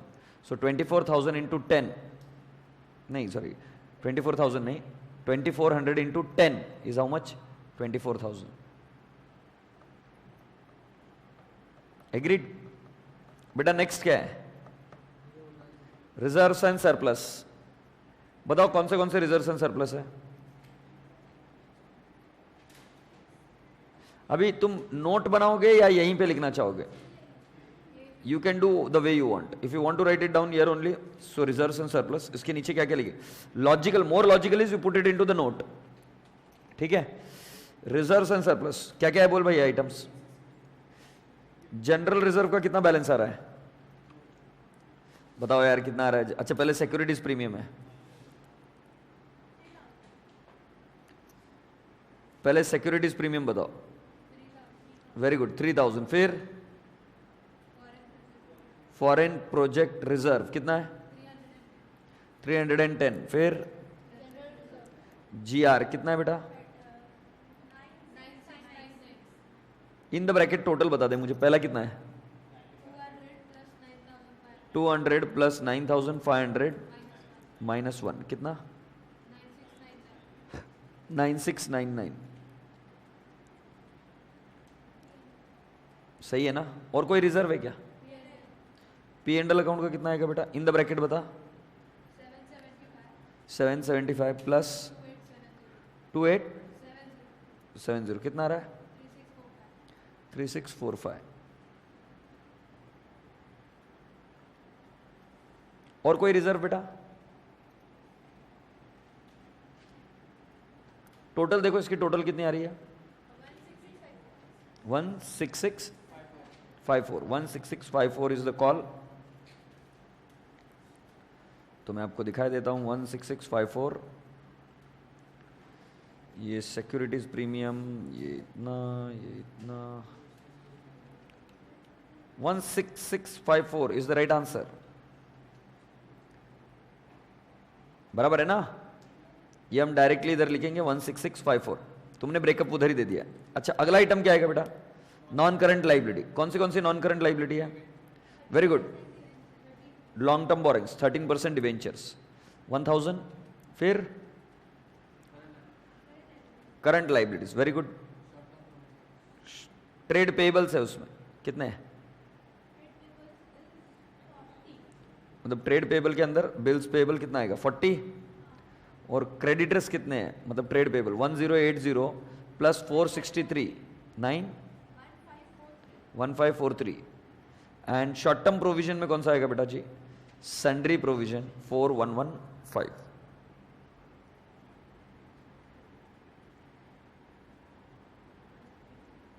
क्या हुआ ये?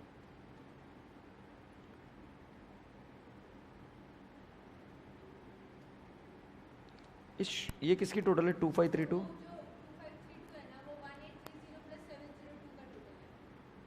अच्छा, नीचे आना चाहिए क्या? अब ठीक है। और फिर इसकी आउटर कॉलम में टोटल जाएगी 4115।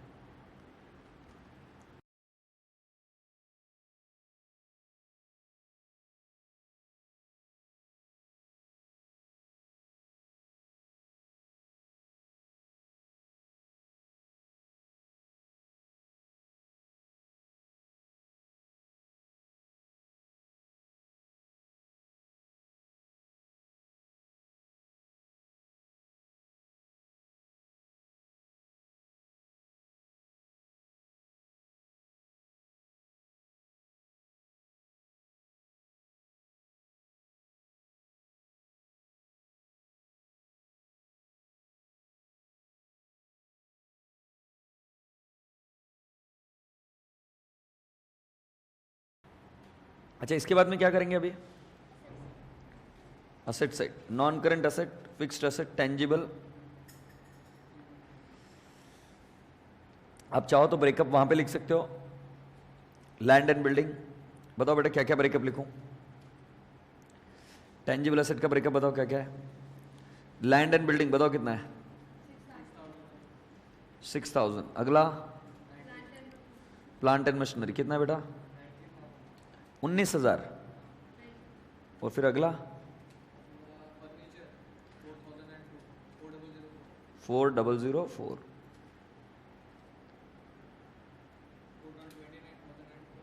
ओके।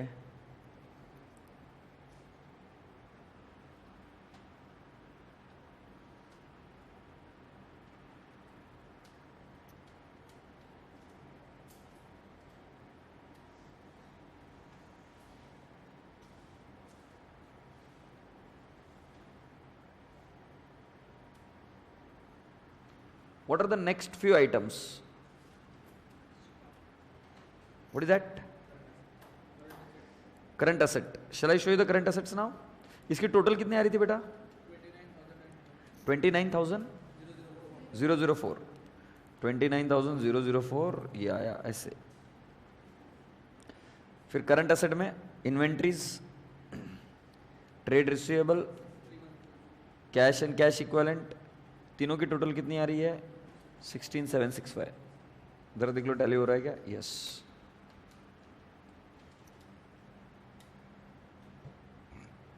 कहाँ किया बता? Good good.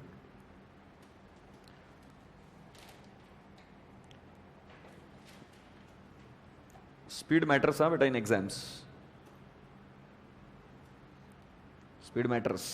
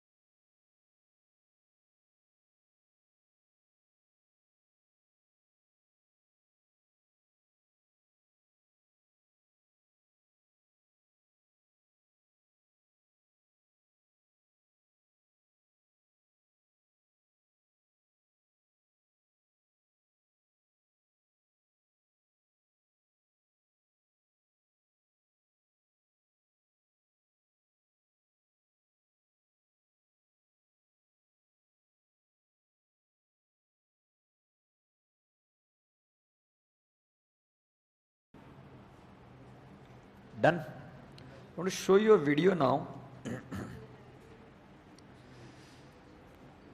I want to show you some video.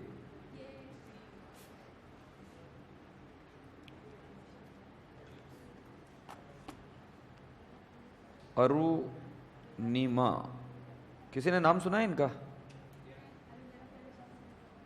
Arunima Sinha. हाँ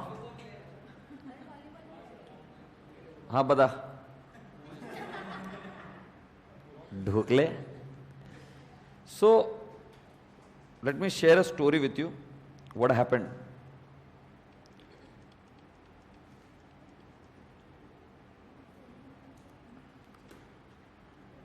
This girl wanted to have job in CISF. She was going for an interview.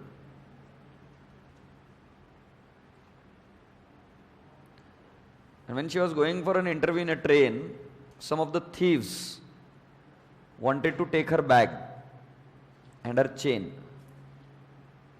तो उसकी उनके साथ फाइट होती है और उस फाइट में उसको धक्का दे दिया जाता है ट्रेन से. She falls on the other track. There is a train coming from the other side. And she loses her leg. One leg. She lost her one leg. Now that is not something which is important. पैर गया.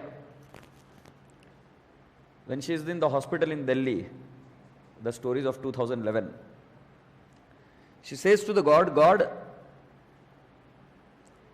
आपने मुझे बचाया तो कोई तो कारण होगा, अब मैं मेरे जीवन को सार्थक बनाऊंगी. And then she decides that I am going to climb the Everest. An amputee throughout the world, she became the first Indian to climb the Everest. She gives call to the Bipi Chandra Paul. She was the first woman to climb the Everest, Indian woman. Now she is Indian woman and the first in the world who is an amputee, जिसका पैर cut गया, to climb Everest. It's not what happens to us, it's what we do with that.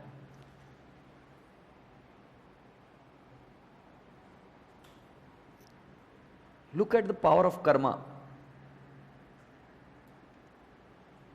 She did not have a leg, but mentally she is strong. She decides she is going to do it and she does it. I'll give you further, not one. She has climbed all the 8 highest peak in the world. I said world, huh? All the 8 highest peak in the world, मतलब जो top 8 highest peak in the world है, she has climbed all of those. From 2011 to 2016, we are in 2016 right now. She recovered, she trained, she climbed. So, I'm just sharing that video with you. I don't know which video.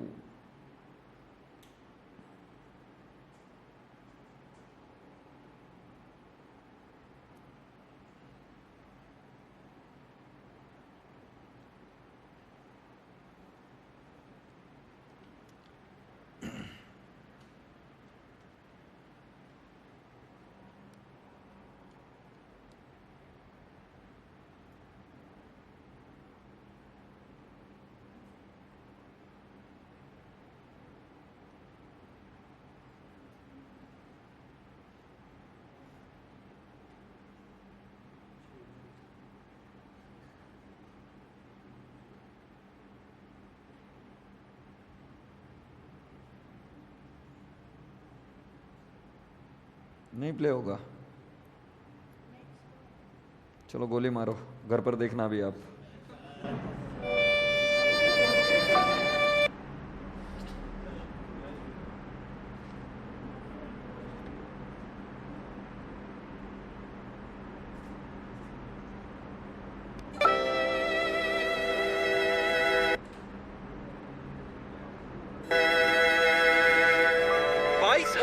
Feet ऊंचे पहाड़ पर शान से मुस्कुराते इस चेहरे के पीछे बहुत दर्द छिपा है।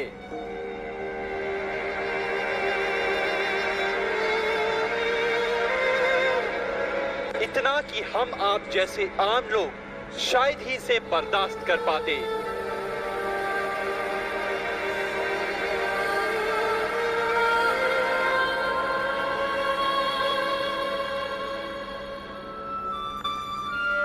लेकिन अरुणिमा उर्फ सोनू ने न सिर्फ इसे बर्दाश्त किया बल्कि उसे जीत में बदल दिया।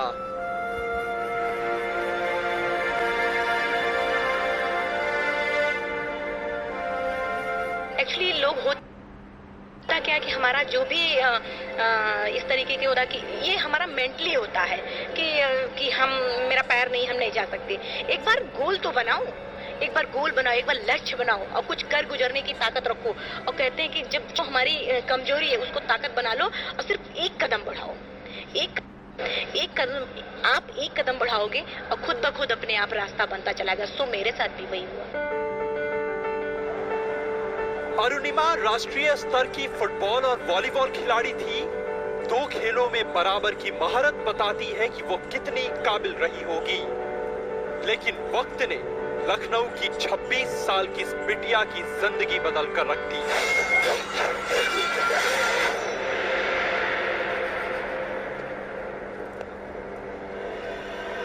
ऐसा हादसा हुआ जिसे जिसने भी सुना आंखों में आंसू भरकर दंग रह गया। 10 अप्रैल 2011 की काली रात जब वो लखनऊ से नोएडा मैच खेलने जा रही थी, तभी पद्मावत एक्सप्रेस में उसके साथ चेन छिनतई की कोशिश हुई। अपराधियों से भिड़ने में अरुणिमा कामयाब रही, लेकिन जीत नहीं सकी और उन अपराधियों ने उसे ट्रेन से ट्रैक पर फेंक दिया। ट्रैक पर अरुणिमा रात से सुबह तक पड़ी रही और करीब 49 ट्रेनें उसे कुचलती रात भर पार होती रही। ऐसा दर्दनाक हादसा जिसमें बच जाना असंभव था, असंभव।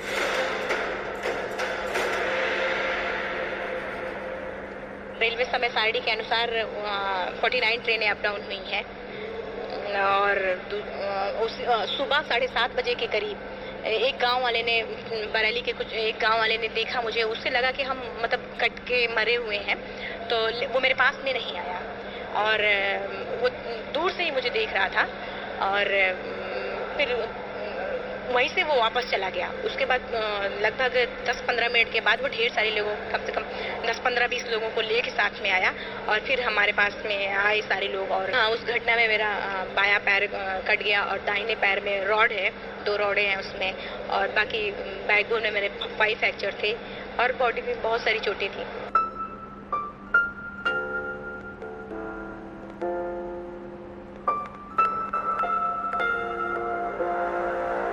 लेकिन ये हादसा हादसों की शुरुआत थी। ट्रेन ने अरुणिमा को एक रात कुचला, व्यवस्था ने कई दिन तक। पूरा देश अरुणिमा को देखकर सन्न रह गया था, लेकिन खेल मंत्रालय 25,000 रुपए की भीख देता रहा। सोनू ने अपनी सफलता के सारे तमगे मंत्रालय को लौटा दिए और जिंदगी और मौत के बीच जंग लड़ती अरुणिमा को लगने लगा कि वो मंत्रालय के सामने भिखारी बन गई है। लड़की के लिए भिखारी टाइप भीख देने के बराबर होती। लड़की के लिए भिखारी टाइप भीख देने के बराबर होती। लड़की के लिए भिखारी टाइप भीख देने के बराबर होती। इतनी बड़ी त्रासदी के बीच इंसान अपने पैर पर नहीं उठ पाता, पर यहाँ से अरुणिमा ने नई शुरुआत की।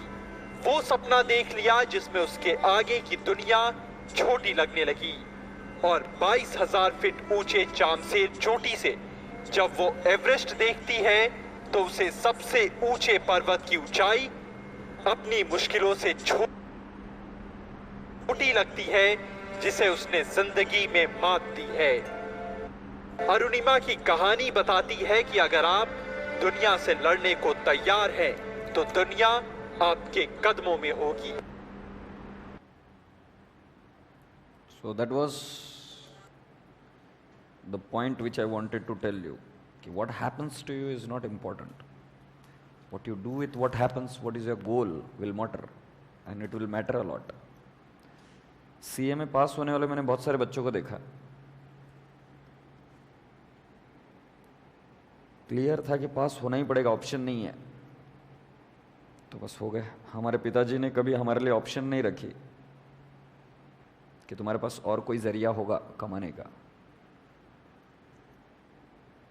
My dad said me very clearly, to me and my brother both, very clearly, you cannot be there into this business. And he did the same. His objective was very clear. He never allowed me to be there in the shop, except for Diwali. He had whatever reasons. He never allowed me and my brother. My brother is a senior software engineer with SAP. I am a chartered accountant. Never gave us an option. His goal was clear. I made my goal clear and we achieved it. My brother also achieved it. Goal clear rakho. Things are easy, I guess. More easy. अब एक question जो हमको करना है,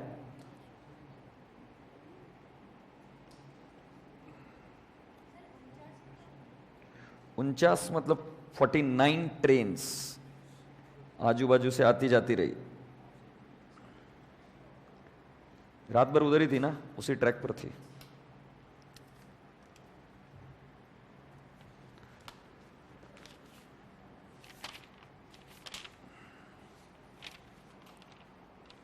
We are now going to deal with question number 8. This was the last question and then we wind up amalgamation. ये मैंने क्यों बताया आपको पता है क्या? वीडियो कई सारे बच्चे बोलते हैं कि सर ये डिफिकल्ट जा रहा है, ये डिफिकल्ट जाएगा, ये नहीं होता है। ऐसे कई सारी चैप्टर्स होते हैं। अगर तुम डिसाइड कर लो ना कि मुझे करना है, चैप्टर की क्या मजाल साला कि तुम्हारे सामने खड़ा रहेगा। डिसाइड तो करो। कई सारी चीजें रहती थी चैप्टर में, मुझे नहीं समझ में आती थी जब मैं टीचर बना। फिर जो करना पड़ा किया, गूगल किया, कुछ भी किया, आंसर निकला। कई बार कॉल किए दोस्तों को, but we figured out what it is, why it is, things are smooth then. Alpha limited and beta limited दो कंपनियों का नाम है। दादू आज बिल्कुल ध्यान नहीं था तेरा पूरे लेक्चर में। पंखे को निकाल के घर पे लेके चले जाना, मिल जाएगा तेरे को। अभी पूरा का पूरा ध्यान इधर चाहिए मेरे को। पंखा आज लेके चले जाना साथ में। अभी उसको वापस एक बार भी घूरा, भरोसा माना आज रात भर इधर ही पंखे को देखते बैठाऊंगा। रात भर इधर बैठेगा, मैं पहले बोल रहा हूं। एक बार और देख तू पंखे को आज, बेशरम आदमी। रात भर इधर ही बैठेगा पंखे को देखते हो। Hopeless chat. Alpha and beta limited कब से देख रहा हूं साले को, मतलब अभी सुधरेगा, अभी सुधरेगा, अभी सुधरेगा, सुधर ही नहीं।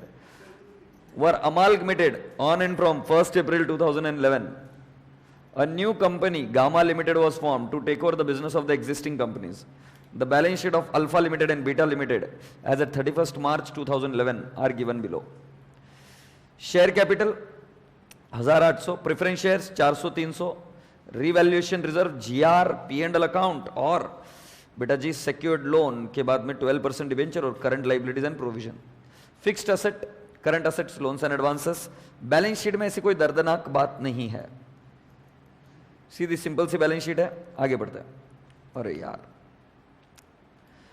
12% debenture holders of Alpha Limited and Beta Limited are discharged by Gamma Limited by issuing adequate number of 16% debentures of 100 each to ensure that they continue to receive the same amount of interest. ये नई adjustment मिली है। उन्होंने क्या कहा कि हम debenture को convert करेंगे न्यू डिबेंचर में, so that they continue to receive the same amount of interest. वो कैसे करना है बताएंगे हम आपको। Preference shareholders of Alpha Limited and Beta Limited have received same number of 15% preference shares of 100 each of Gamma Limited. मतलब preference shareholders को same number के preference shares मिल गए। Gamma Limited had issued 1.5 equity share for each equity share of Alpha Limited and 1 equity share of each equity share of Beta Limited. मतलब gamma ने beta को कितने दिए बेटा, नहीं सॉरी अल्फा को कितना दिए 1.5, मतलब हर एक शेयर के लिए कितना 1.5 शेयर दिया, और बीटा को कितना दिया 1:1, बराबर है ना। And 1 equity share for each equity share of beta limited. The face value of share issued by gamma limited is 100 each. फिर प्यार मोहब्बत से वही एग्जामिनर बोल देता, prepare a balance sheet of gamma limited as on 1st April 2011 after the amalgamation has been carried out using the pooling of interest method, pass journal entries in the books of gamma limited. समझ में आ गई क्या बात? तो करते शुरू, फिर रोक टोक किसकी है? पहले पीसी कौन सा मेथड है? डायरेक्टली गिवन मेथड है। पीसी का कौन सा मेथड है बेटा? Directly given. तो पहले पीसी निकालेंगे, चलो फुर्ती से पीसी निकालो।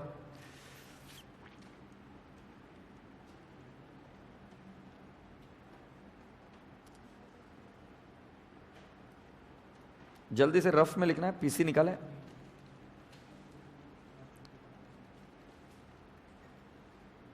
Consideration paid to preference share holder, same number and the shares issued is at par. जरा देखो कितना है इस छोरे के पास? 400 और 300, हाँ है ना? तो ये पीसी कितनी रहेगी? 400 और 300 ही रहेगी ना, सेम नंबर बोला है। तो बेटा 400 divide by 100 you got 4 and again into 100। Why into 100? क्योंकि उन्होंने भी कितने के इश्यू किए? 100 के। तो कितना आएगा? 400 एंड 300। एक बार जरा इक्विटी का देख लो ना प्लीज। ए बाबू, अल्फा का निकालो, 1000 डिवाइड बाय 100, नंबर्स मिल गए क्या? इंटू 1.5 इंटू 100 कितना आ रहा है? 1500। तुम्हें समझ में आया क्या? पहले 1000 divide by 100 you got numbers, into 1.5 exchange ratio, into what is the face value 100, कितने का इशू हुआ? 1500। और बीटा को कितना होगा? 800 ही। 800 डिवाइड बाय 100, उनका एक्सचेंज रेशियो क्या है? 1 इंटू 1 किया, इंटू व्हाट? 100। से यस। सो ढोकले कितना आया? मैं भी तो वही बोल रहा था, 1500 और 800। टोटल पीसी कितनी हो गई? 1900, 1100 और कितनी? 3000। 400 प्लस 1500 1900 एंड 300 प्लस 800 कितना? 1100। टोटल कितनी हो गई? 3000। ये डिबेंचर्स को दिए हुए को पीसी पकड़ू क्या? नहीं, बहुत लोग दूर दूर से मारते फिर, क्योंकि ये नेट एसेट मेथड नहीं है, ये डायरेक्टली गिवन है। डायरेक्टली गिवन में आप डिबेंचर्स को नहीं ले सकते। छोरे लिख लिए क्या? जल्दी से रफ में लिख लो।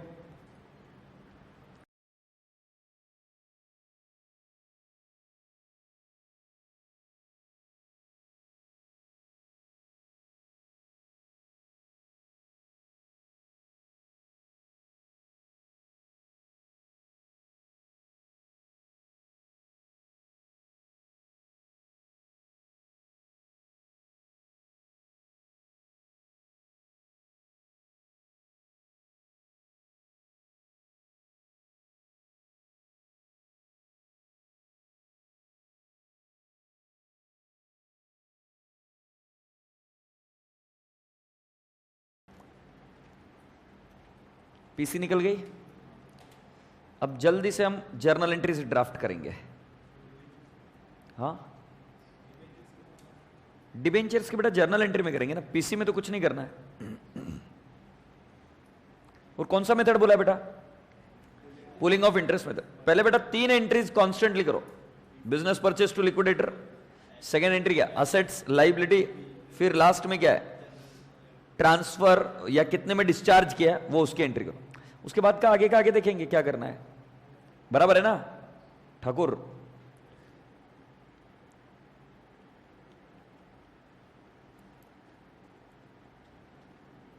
चलो मेरी पहली एंट्री करोगे क्या? नहीं करोगे? मैं करता हूं। Business purchase account debit to what? Liquidator of alpha and to liquidator of beta. PC 3000 थी क्या? 1900 और 1100। सुन रहा है ना तू? अब चलो बेटा,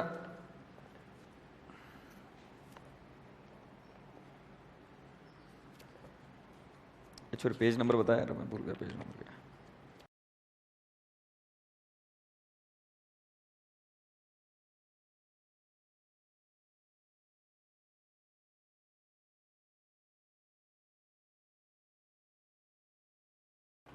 चलिए फिर क्या करेंगे अभी, दोनों की कंबाइंड एंट्री करनी कि अलग अलग करूं? मुझे पता ही था, बस ऐसे ही पूछा, मुझे पता ही था कंबाइन बोलने वाला, घर जाने की बहुत घाई हो गई तुम्हें अभी। Fixed asset account debit 1200 plus 1000 कितना है? 2200। मैं दिमाग लगा रहा हूं क्या? नहीं, मैं बुक वैल्यू पर ले रहा हूं। क्यों? उसने बोला है मुझे पूलिंग ऑफ इंटरेस्ट मेथड, मैं क्यों दिमाग लगाऊं फिर? Current asset account debit 880 plus 565 बताओगे क्या? 1445। Madam thank you so much. एक लाइन छोड़ दो बेटा, और फिर क्या लिखेंगे? ये बेटा इसमें रिजर्व्स भी उठाते क्या? किसी को बताना मत। रिवैल्यूएशन रिजर्व कितना? 100 प्लस 80 182। अभी लिख दो, किसी को बताओ मत। जीआर चुपके से 200 प्लस 150 कितना? 350। और फिर क्या? 2 P&L अकाउंट कितना बेटा? 80 प्लस 60 कितना? 140। 2 12% डिवेंचर्स, 12% डिवेंचर्स कितना आ रहा है? 176। मैंने एज इट इज एक्वायर किया बेटा। 96 प्लस 80। ए ठाकुर, ए दादा, एज इट इज एक्वायर किया बुक वैल्यू पर। मैं मेरी कंडीशन तोड़ रहा हूं क्या? नहीं, आगे देखेंगे क्या करना है। 2 करंट लाइबिलिटी 299। मैडम पक्का भरोसा है ना आपको? 2 बिजनेस परचेस 300 3000, तो इसलिए बैलेंसिंग फिगर निकालो।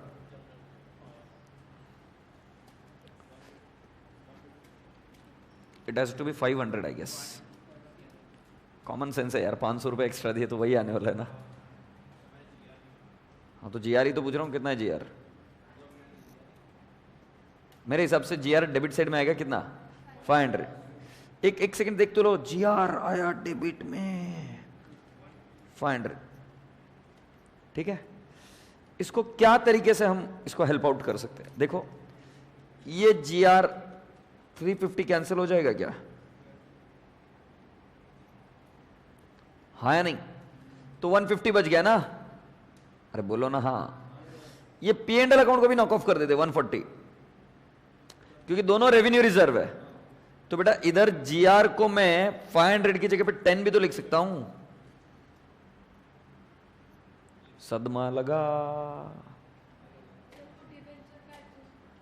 सदमा लगा। अभी मैं जो कर रहा हूं उस पर ध्यान दे।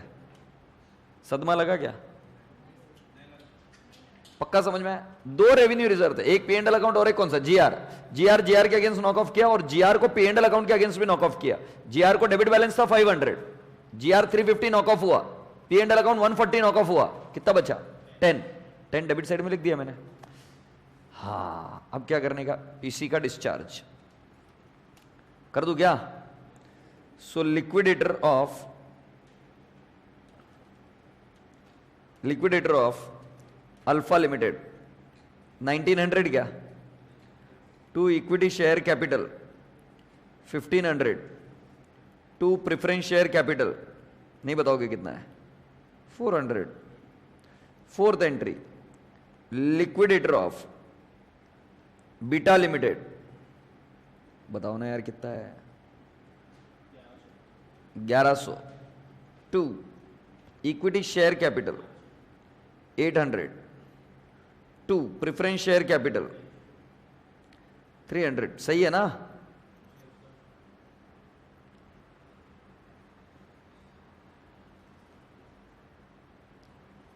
ठीक है मेरे बच्चे, पढ़ एडजस्टमेंट नंबर ए।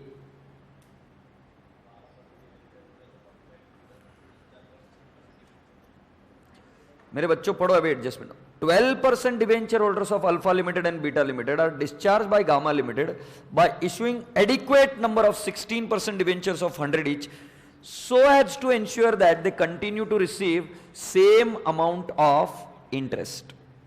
ओके तो मैं क्या करूंगा? ये देखो मेरी वर्किंग नोट बनाऊंगा। Debentures to be issued in gamma limited,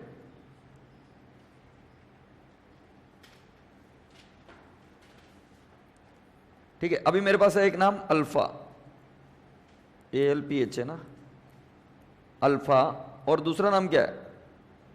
beta. I have got alpha and I have got beta. Do you agree? Yes. Do you agree? Yes. Now what I do? What are the number of shares? Sorry, what is the interest? I am so sorry. What is the interest? So बेटा interest is 96 पर 12%. कितना है? 11.5. और इसका कितना है? 80 into 12%. बशी घ्यायची आणि गावभर फिरायचं. 80 इंटू 12%, 9.6. पहला 11.5 ना, 52. खुश. Interest received at the rate of 12%. बराबर है बेटा. Same amount of interest has to be received. So how many debentures should be issued? So new debenture at the rate of 16% कैसे निकलेंगे? 11.52 divide by 16%, 72 lakh. This is capitalization method ना. मतलब मुझे 16% से ये इंटरेस्ट चाहिए तो कितने के इश्यू करने पड़ेंगे? 72. और 9.6 डिवाइड बाय 16%, 60. हो. So the total debenture which I have to issue is 72 plus 60, that is 132.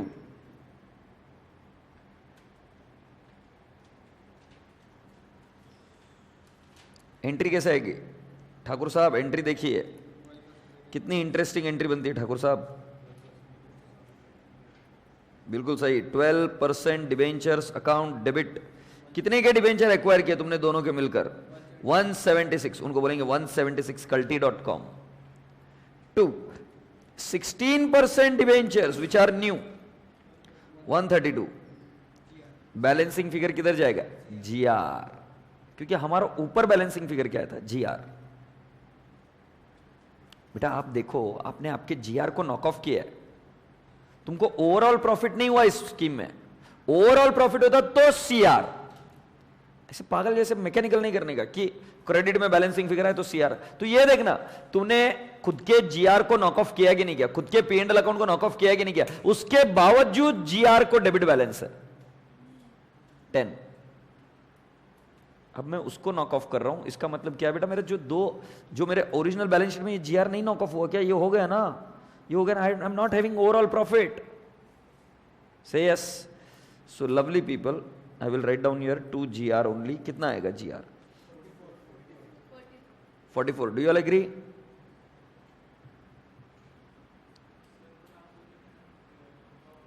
Overall अगर तुमको प्रॉफिट हो रहा है तो CR. ओवरऑल प्रॉफिट कहां पे हो रहा है? हां तुम देखो इधर, अगर मान लो ये जनरल रिजर्व को मैं नॉक ऑफ नहीं करूं तो तुम्हें प्रॉफिट हो रहा है क्या?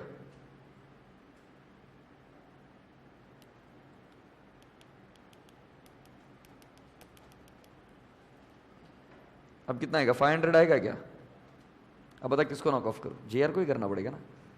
अभी ऐसा मत मैकेनिकल मत जा कि क्रेडिट में आया तो CR. ओवरऑल तो लॉस में है ना. GR is getting debited by how much? 500.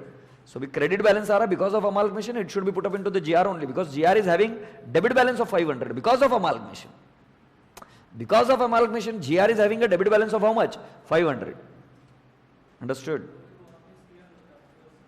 अगर फर्स्ट में CR आता तो नीचे भी CR आता. ओके. अब मुझे आप सभी को लेके चलना है बैलेंस शीट में. तुम्हारी हो गई होगी, मेरी नहीं हुई अभी तक. सो 1000 प्लस 1200 कितना करेंगे बेटा? कितना? 2200. अच्छा इधर लिखता हूं 2200. अच्छा 880 प्लस 565. हाँ 1445. Thank you so much madam. Equity share capital कितना है बेटा? Can I not say equity share capital? 1500 plus 800. 1500 plus 800 is 2300. Preference share capital is 700 only.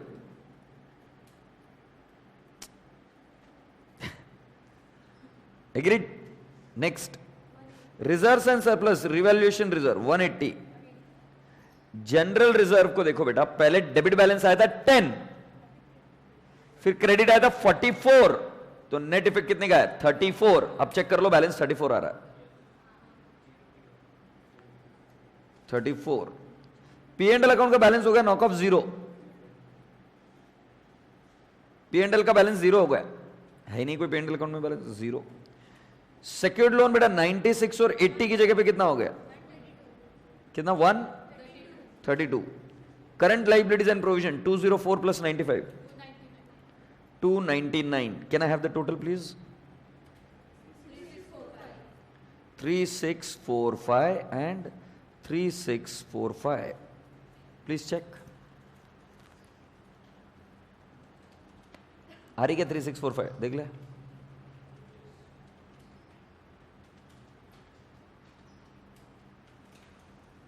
चलो जल्दी से बैलेंस शीट ड्राफ्ट कर दो इधर।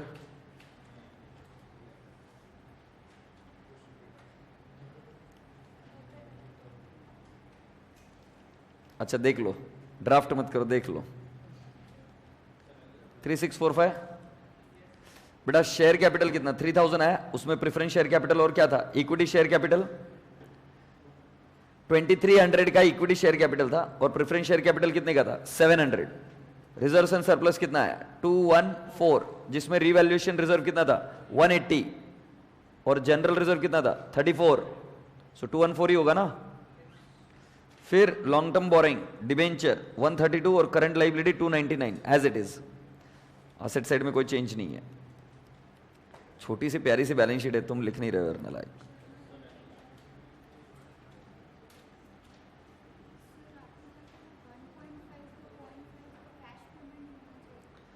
उर्रट डोकरी के बात कर रही तू, फ्रैक्शन में शेयर है क्या? Swap can be into 1.5। मैं समझ में आ रहा ना? हाँ।